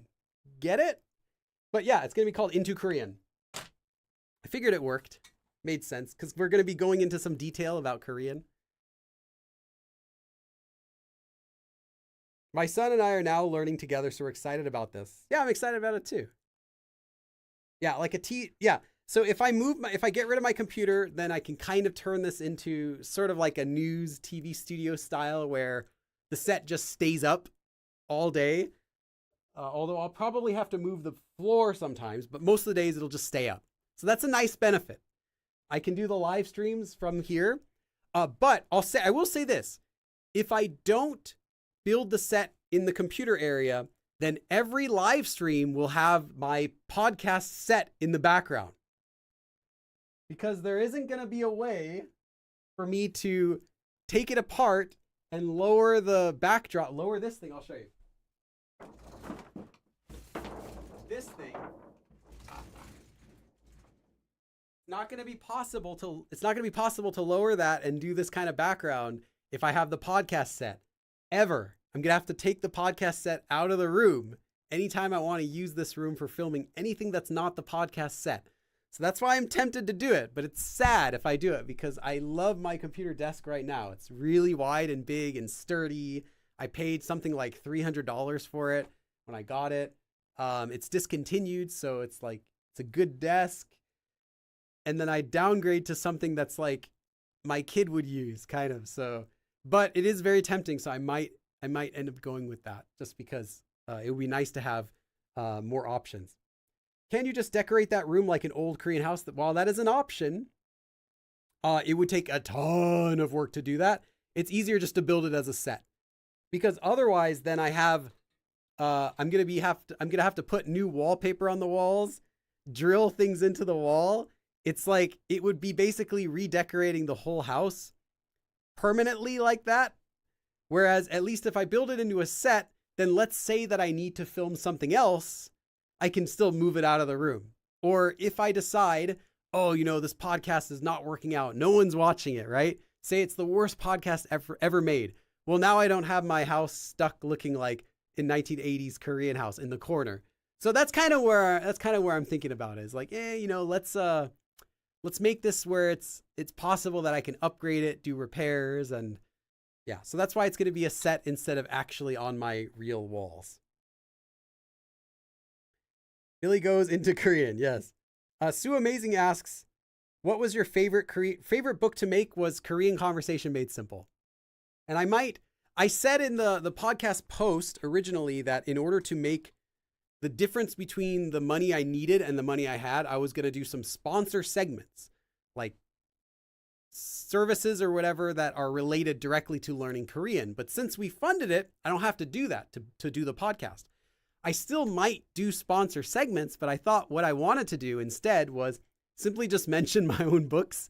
So you might see little segments in there, like one per episode where I'm just like saying, hey, sponsor, this is, or actually I wouldn't say that because it's not really sponsored by, but I would just say, hey, and part of this video is, I'm going to mention something I want you to check out. And that'll be, Korean Simple or Korean Conversation Made Simple, something like that. I might mention that during the live stream. The podcast, but you're not going to see those types of things for like regular companies. Like I'm not going to be promoting apps or like headphones or something like that unless it's like directly related to Korean. And even still, I probably won't be doing it. I prefer doing everything for free. I think you need to make the desk part of it. What do you mean, Lori? You need to make the desk part of it. Oh, incorporate the desk. Yeah, I can't incorporate the desk. The desk is huge. In order to have the desk to be part of the set,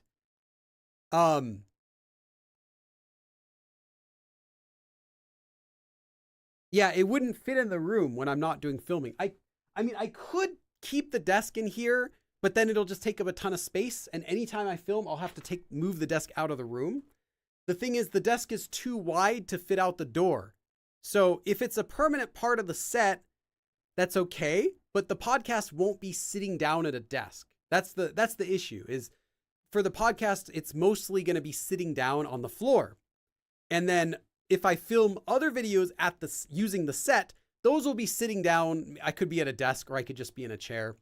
But for those ones, I wouldn't be able to keep the desk in the room until I film those. Like I would have to have the desk disassembled and then reassemble it every time and disassemble it. So I don't think I would be doing that. unless the desk is like really easy to disassemble, I think what I'll probably end up doing is taking it apart, throwing it in the garage, and putting it on Facebook Marketplace for like $30. We'll see. Because that's how much it goes for now, unfortunately. Brought to you by KeyCat. Yes. Will there be English subtitles? Asks Sarah. I wasn't planning on English subtitles. I was planning on doing Korean subtitles. But if there are enough people who need English subtitles, maybe.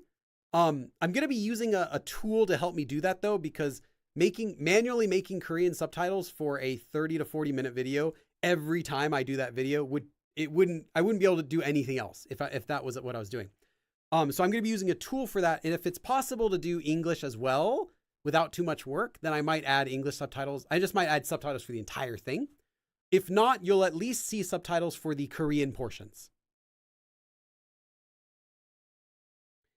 Sue asks, are there any other rooms for you to put the podcast room in it? I don't think my wife would like it if I turned our bedroom into a podcast studio.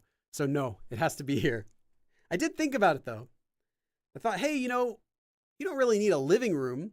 You're not really living until you have a podcast. So how about, but yeah, it has to be in this room, unfortunately. The podcast could be sponsored by the Billy Go Korean hotline. That's true. Talk to my boss and see if he wants to do that.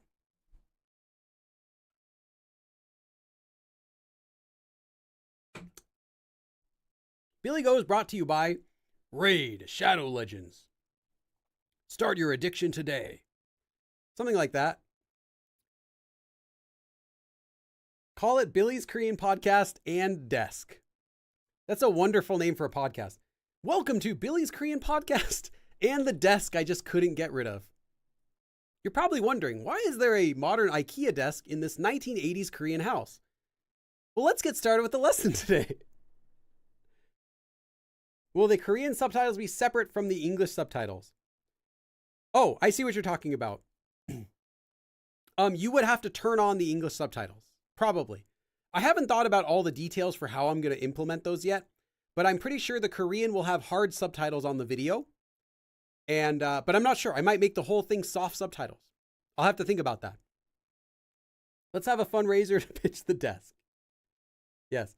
Noah Deeps, AI could be useful for the subtitles. Yeah, that's actually a good use of AI, is having it make the subtitles and then going back and reviewing them to check that they are correct. But the problem I've had in the past with subtitles is that because I'll switch between Korean and English in the same sentence sometimes, it doesn't know how to deal with that. It doesn't know I'm using Korean, and it thinks I used an English word pronounced weird. So we'll see how it works. Time traveler from the future, yeah. Take the legs off the desk and make the tabletop a platform for your set so you can keep the desk for later. If the desk were big enough, that would work. But as it looks like, I think I'm going to need an 8-foot long floor. It's either going to be 7 feet or 8 feet long for the floor. So yeah, the desk is not that big. The desk is just over 5 feet, I believe. Yeah, I think the desk is about 5 feet or so. So yeah, the desk wouldn't work, unfortunately. I probably would, yeah, I'd probably just have to get rid of the desk, which is sad. And not only am I getting rid of the desk, but I'm also paying to buy a new desk. But that's part of the stretch goal that I had at the end, is to make the set better and stronger. Is if I have enough that I can get a new desk, move the set over here, which will allow me to do different things with the set, since it doesn't need to be as mobile as it would normally be if I put it behind me, which means I need more money for that. But that's the stretch goal. I think we're pretty much already hit it. It's like $100 or $200 away from it. So I'll probably just do that. Is KeyCat still nappy? Yeah, KeyCat sleeps 362 days a year, except for the 2 or 3 days that we pull her out to film videos. Hard Korean subtitles and soft English subtitles, that's what I was thinking of doing. I haven't decided though yet, but most likely. I'm not a fan of subtitles in English if it's for an English speaking audience, because I feel like they're just kind of annoying if you already understand it, but definitely for Korean, since it's for Korean learners. And when I film the podcast, I'm also going to be speaking a little bit differently than I do in these lives, because I'm going to be speaking a little bit slower and clear so that people who aren't able to watch the video can still follow everything just from audio. Yeah, so I'll think about that. Billy goes into Korean with a desk from the future. No one mention it. Episode 1. God, that would be that would be. I like the idea where it's everything's set. I'm sitting on the floor. It's everything around me is meticulously within the year 1988 or before. That's the year I set for it. So everything in the set's got to be that year before. I'm sitting on the floor and I've got this legless table over 50-pound table over my legs while I'm sitting cross-legged. It's just like over my knees. I'm not saying anything about it. It's just right there. Putting my hand on it, like resting it. I think we could do it. Lori says, how much do you need for your stretch goal? And is that through your Patreon? Yes, it is through, I'll link it again. If you've already seen the link, apologies. We're just making sure it's there. That's the link through there. And yeah, this week will be the last chance to support that. After that, I'm not going to be begging for donations anymore. But yeah, I'm already extremely shocked that we are able to hit the goal so fast. It just shows that a lot of you really want a podcast, which is cool because I didn't know that. I would have done a podcast sooner if I knew that. Now I'm like rushing to do everything to make sure I can, not rushing, skipping over myself, but doing lots of extra work on it. Kat for the replace the desk fund. Thank you, Kat. Yeah, I mean, the more I think about it, the more I think I need to do to make the hard decision. And so I'll show you one more time. So this is the desk. Let me see if I can let me just turn it. Here we go. Let's do that. Okay. So yeah, this is the computer I use. I have like a little Shiba dog mouse thing for my wrist. I don't know if you can see it very well. If I move my keyboard, you can see it a little better. Okay, it's dark. Let's see if I light it up a bit. Okay, you can see a little bit. Anyway, it's a really big desk. It goes like past to the wall and comes all the way out here. It's good. It's like really solid. Like I can support my whole body on it. It's not even shaking. I love it. But it's going to have to go into the garage. And instead, we're going to be, see if I can light up this. It's going to be going against this wall over here. And that bookshelf, which is installed against the wall, it's screwed into the wall permanently for safety. That's going to have to go. I don't know where I'm going to put that. I have 2 more shelves above that, which are also screwed directly into the wall studs. They're very sturdy. That also will have to go. A lot of stuff has to move around for this, but I feel like it might be the right decision just because, what I lose is a very nice desk. But what I gain is a space for filming that is very big. See, I'm kind of thinking out loud. My wife would laugh. She's like, "Oh, you're always thinking of things out loud." Yeah. But I get the space to leave the set up and not worry so much about, if I'm doing a live stream, I won't have to move it. You won't have to see the podcast set on my channel 24/7. That's the only set you're going to see, because when I set it up, it's just going to be too much of a pain to take it down every time. I want to do a new video every 2 weeks is what I'm thinking, bi-weekly. The first 3 episodes, though, I think I want to put out right away at the same time.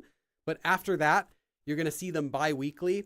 So that would mean taking down everything, putting it all back up every other week, which is a bit excessive. Whereas if I keep it over here, I don't have to do that. All I have to do is the stuff that's on the floor. I have a floor part of the set. Excuse me. There's some heavy stuff that'll be on the floor. There's a TV. I just broke my TV.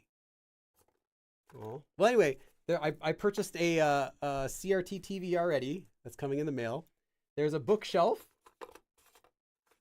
I'm building a bookshelf right now in my garage. A little bookshelf with cassette tapes. I'm making the cassette tapes. You can print out a bunch of them. I ordered about 100 blank cassette tape cases from Amazon. So there's some stuff that's going to be on the floor that I'll have to move no matter what. But then I won't have to mess with the walls, which are the bigger parts. So I don't know. I'm thinking about it. Thinking about it really hard. What dimensions do I want to do? But yeah, it's kind of what we're going to do. Okay, I still have time to plan. Also, if anyone's really good at staining wood, or how can I make sure that my angles on wood are right angle? Let me know. These are things I'm learning about now. Jeremy doesn't need a desk. Jeremy has a desk, but Jeremy actually said he wants this desk. Unfortunately, there's no space for the desk, or else, yes, I would just give it to Jeremy. Can you take the desk? You guys are really fixated on this desk.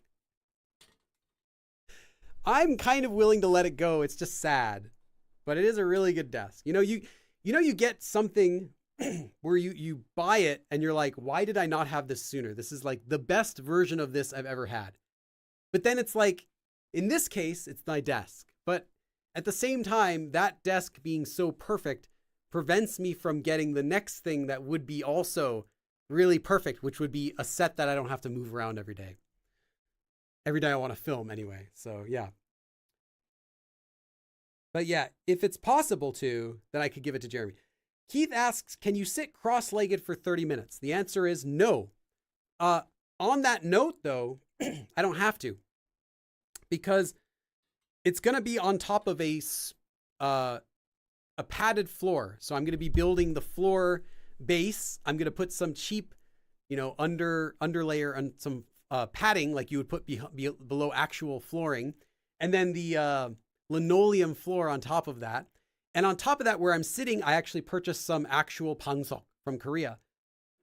Like the soft kind of flat pillows that you would sit on if you're in Korea.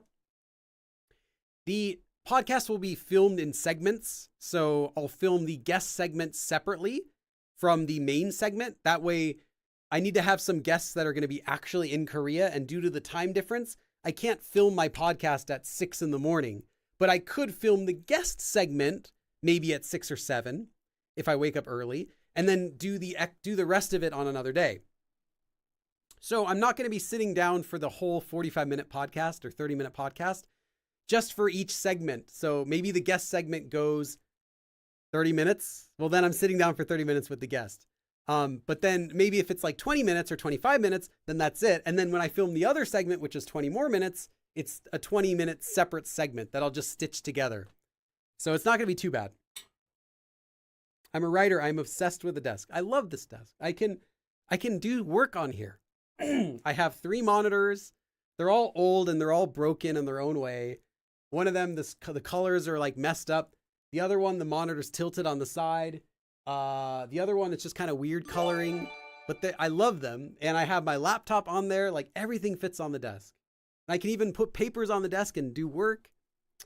But yeah, it's just so tempting though to do this. So maybe we'll think about, can I give the desk to Jeremy somehow? Maybe even temporarily move the desk into Jeremy's room and let him use it. I don't know. I don't know. I just can't get rid of the desk. I got to do something with it, right? Put the desk on rollers. I could, but I would need to still get it out of the room when I'm doing live streams. So it wouldn't really help. I would have a desk around here. And I know it's a good suggestion, but there are no rollers. There are no casters that work with this IKEA desk. It has, I don't think it has any holes for casters.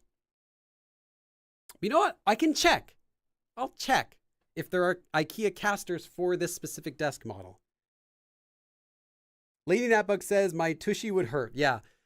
There is going to be a, okay, so that was one of the things that when I first announced the podcast, I had a lower budget because the set was going to be only for the podcast, only sitting down. But as I thought about it, I realized, why am I spending so much money to make a set that's only for a podcast and that's useless, that I can only use it for podcasts?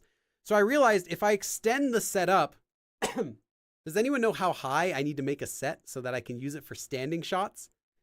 random question, but I'm thinking 7 feet, 6.5 feet to 7 feet is what I'm thinking. And I realized if I extend the set up, so I add some decorations to the walls that are above the podcast line, I could use it while sitting on a regular chair, and I could also use it standing up. So I could use it for my regular videos too occasionally. And that makes the set more valuable. So it's not just podcasting, but let's say exactly as you say, let's say that it gets too tiring to sit down on the floor for every episode, or I have some knee problem and I can't sit down, but I still do the podcast. Well, then the set, I won't have to rebuild the set. All I do is pull out a chair and okay, now we're filming and I'm sitting on a chair.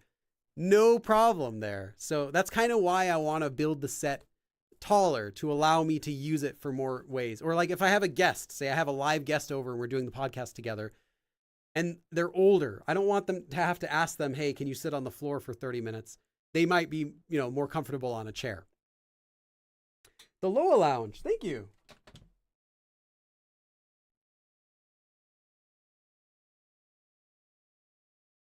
And you have a comment.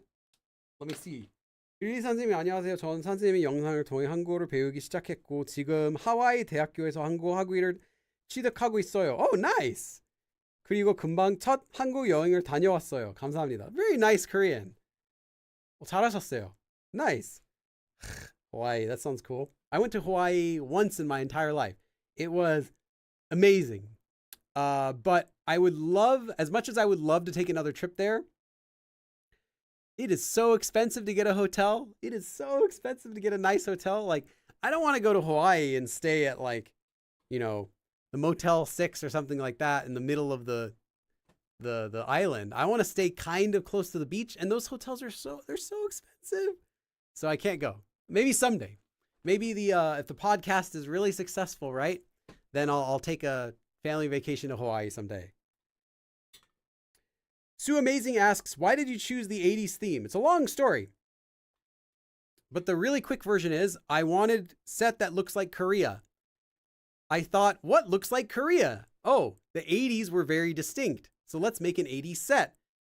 What year in the 80s? I think 88 is good. Not too old, because it's hard to get stuff like, it's hard to get antique stuff that looks nice. The farther back you go, it just starts looking really old and beat up. So let's do 88. Okay, now that's 88. This is what 88 looked like. And that kind of dictated a lot of the stuff, the decisions in the set. So it started out with, I just want something that feels very Korean when you turn it on. And originally I was thinking of just doing a room with CDs on the wall.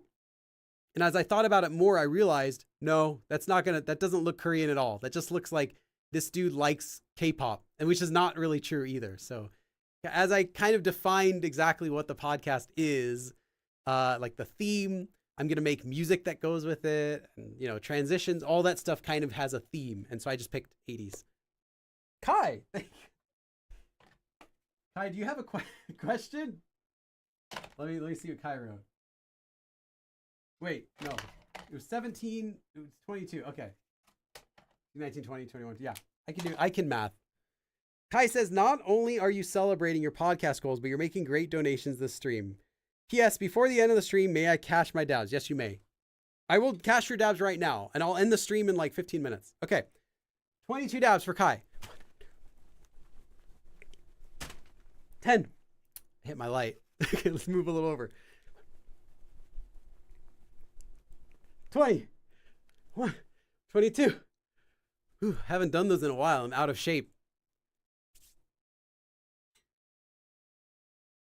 So Billy reads Korean fast. No, I wasn't trying to read it fast. That's just my my clear reading voice. Fast would be, 빌리 선생님 안녕하세요. 전 선생님 영상 통해 한국어를 배우기 시작했고 지금 하와이 대학교에서 한국 학위를 취득하고 있어요. 그리고 방금 첫 한국어 여행을 다녀왔어요. 감사합니다.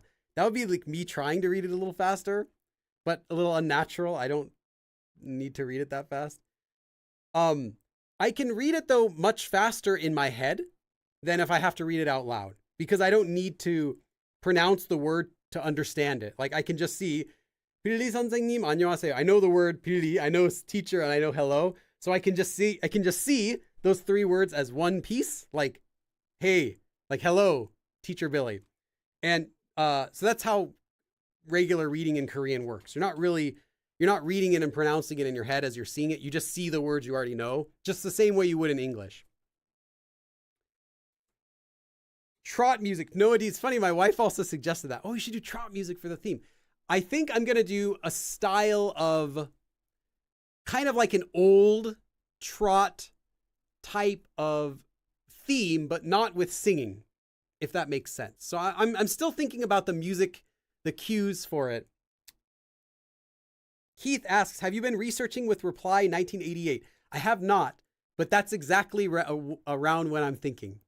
And a lot of the set, actually pretty much most of the set, is styled after that sort of thing. But again, I have never watched the show. I don't know what it looks like, but that sort of style. So I'm making some different decisions than what would actually have been in a typical house in 88. I'm picking some things that could have been in a house and kind of putting them together. That way it's more visually pleasing. Because, like, for example, the wallpaper I got is mostly white with a simple line pattern on it. The reason is Koreans didn't have like the decorative flower wallpaper that we would have done in the US during that time. It was more like simple, like paper, kind of like paper wallpaper, like white color.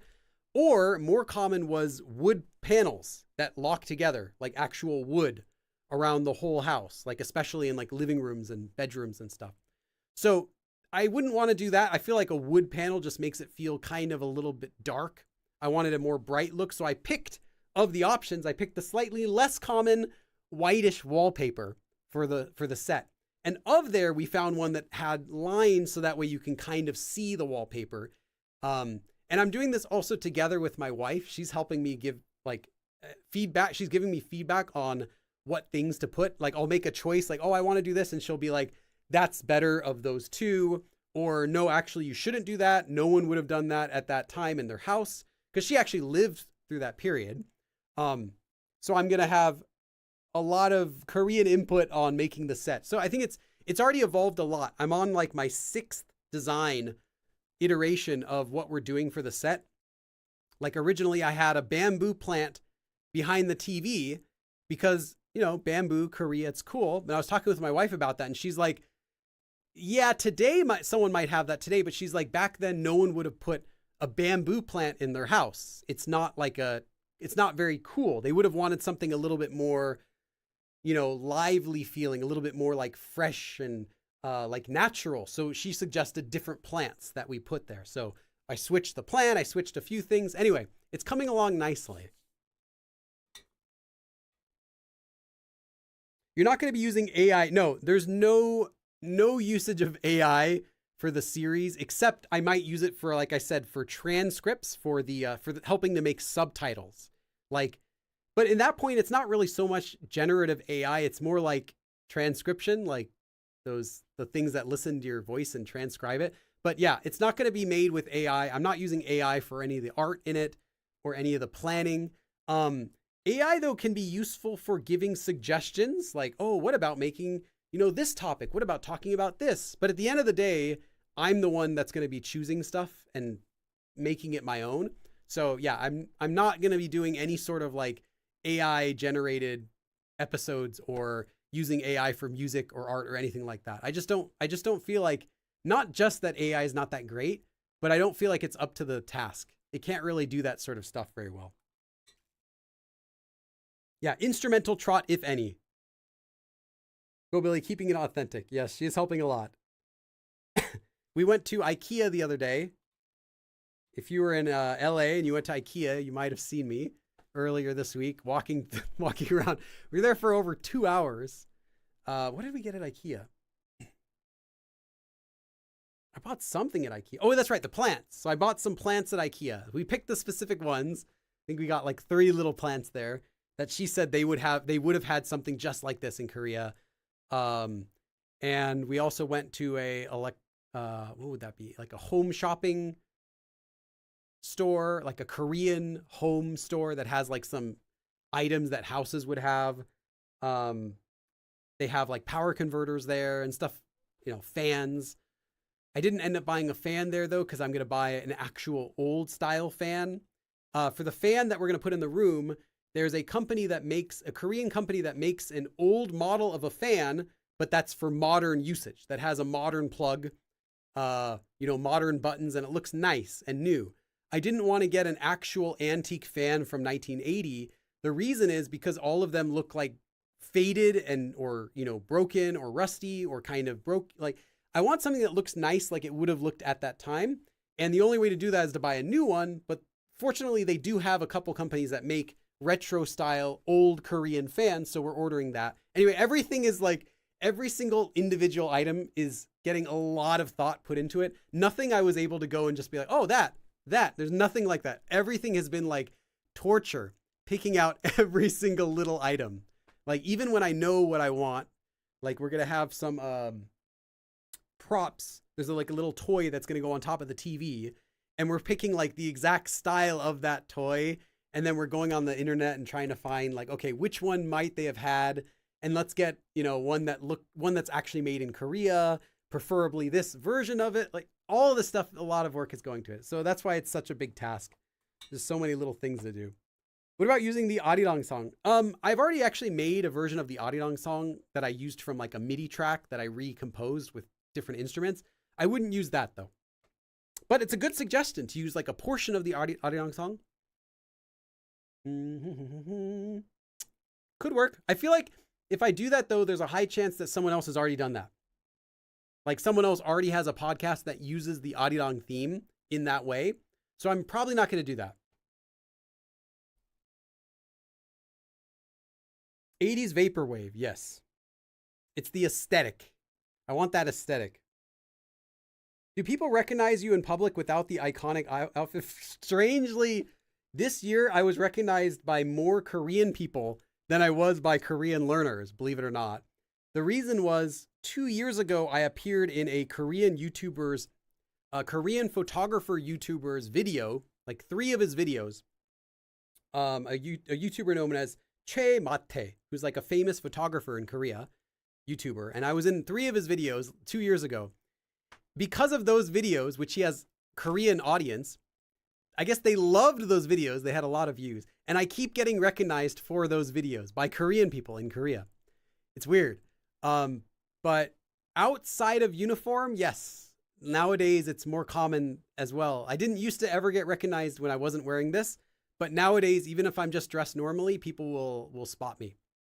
So, especially if I go to a tourist area, any of like the major parts of Seoul that have tourists in them, that's usually a pretty good chance I'll get recognized at least once. Oh, Mary Mochi. Yeah, I know Chris Broad. I used to subscribe to his channel of several years ago. I think like in 2018, 2019, I used to subscribe 2020-ish. And I watched all of his videos because I wanted to be a better video editor. And I like how he did his video editing. So I watched all of his videos for that. And yeah, I also watched that he had his studio built, but it wasn't like an 80s studio so much. It was like, it's kind of like a ramen store with like retro vibes, kind of. But yeah, I remember seeing that studio as well. And then I remember he posted a video when it like got damaged after the earthquake or something like that. Keith says the Songpa. Yes, that was one of them. There were 3 videos we filmed. Actually, we filmed them all the same day. But there were 3 videos, and the Songpa commercial was one of them, yeah. Buy Suno AI for a month. It's a music AI, and it's insane. You can upload a song, click cover, and describe how you want it to sound. 15 seconds later. Yeah, I won't be using AI for it. I mean, if anything, I could use AI for suggestions, like to give me ideas, like what it could sound like. But I wouldn't use AI for any of the final products. I have FL Studio. I know how to use it. I have a MIDI keyboard. I have a bunch of VST packs and instruments and sound effects, so I can figure that out. But I'm just still deciding some things because it's not just a music track. I'm gonna make a theme. I'm gonna make some transitions, and I'm gonna make some sound effects and a few pieces. It's kind of like a pack. I have to make like a themed pack of audio tracks that I can use at various points in the podcast. I'm trying to make it as much of like a real podcast as I can. Just my goal with the podcast, this is my internal goal, is that people will watch it and they'll wonder how many people does Billy have working at his podcast studio? That's my goal. Even though it's just me. And then, yeah, sometimes Jeremy, maybe a Jeremy up here. But that's kind of what I want. I want it to have an appearance of a professional podcast, despite just being run by one person. So you had a few different nooks or areas. That's right. I don't remember what the whole thing looked like, but I do remember that he did a studio. And I think I remember him saying he paid something like, it was like $30,000 or $40,000 to make the studio. I mean, to be fair, it's like a big room. This, I don't have a room. I'm working in the corner of a bedroom. This is supposed to be a bedroom. It was an edgy teenager's bedroom. So all the walls were painted black. I didn't paint these walls black. They were like this when I moved in. The gray panels on the wall, I built those myself. Those are sound panels. That's why the sound in here is not echoey because of that. But the walls are all black. That's how it was when I moved in. Yeah, but I don't have very much space. Yeah, chemate. The te is the other a, but yes. Yeah. So I don't remember exactly what he did, but that was a Japanese style. I just remember thinking that's pretty cool when I watched that video, but I don't remember what it looked like. Yeah, this will be my Korean version of that, I guess, but only with one part. So I'm not going to have multiple parts like Chris Broad does. This will be just one angle, pretty much. Yeah, one part of the room will be that, and then the rest of it is just going to be what you still see here. Billy Go LLC, yes. Mike E said, it's already got its claws into music and it's going to displace low to mid-tier producers. Yeah, I think that's where AI is going to be doing the most displacing, is not actual, like movie AI composers or like artists. It's not going to replace like really good artists or like animation anytime soon. It's not there. Despite what a lot of, tech bros say, it's not quite that good. It's pretty dumb. But for stuff that it doesn't matter if it's high quality, like it's okay that it's garbage, for that stuff, yeah, it's going to be really replacing them. Like you might have a really inexpensive composer who can come up with like themes really quick and just, make an hour worth of music in like one day and doesn't charge very much. That's the person that's going to get rid of. Like the client that doesn't care about the quality is the client that's going to pick AI. If it's good enough, no one's going to know. And in Korea, Koreans are more pro AI than we are in the US. So if you go to Korea today, you'll see a lot of advertising that was made it's clearly made with AI. Like I remember in a building that I visited often in Seoul, they had an advertisement for a sewing class, and it had a picture of like a woman with a sewing machine smiling, and it's like sewing class, blah, blah, blah. And you can see her hand is going through the sewing machine and one of her eyes is like pointed the other direction. Like they didn't even check.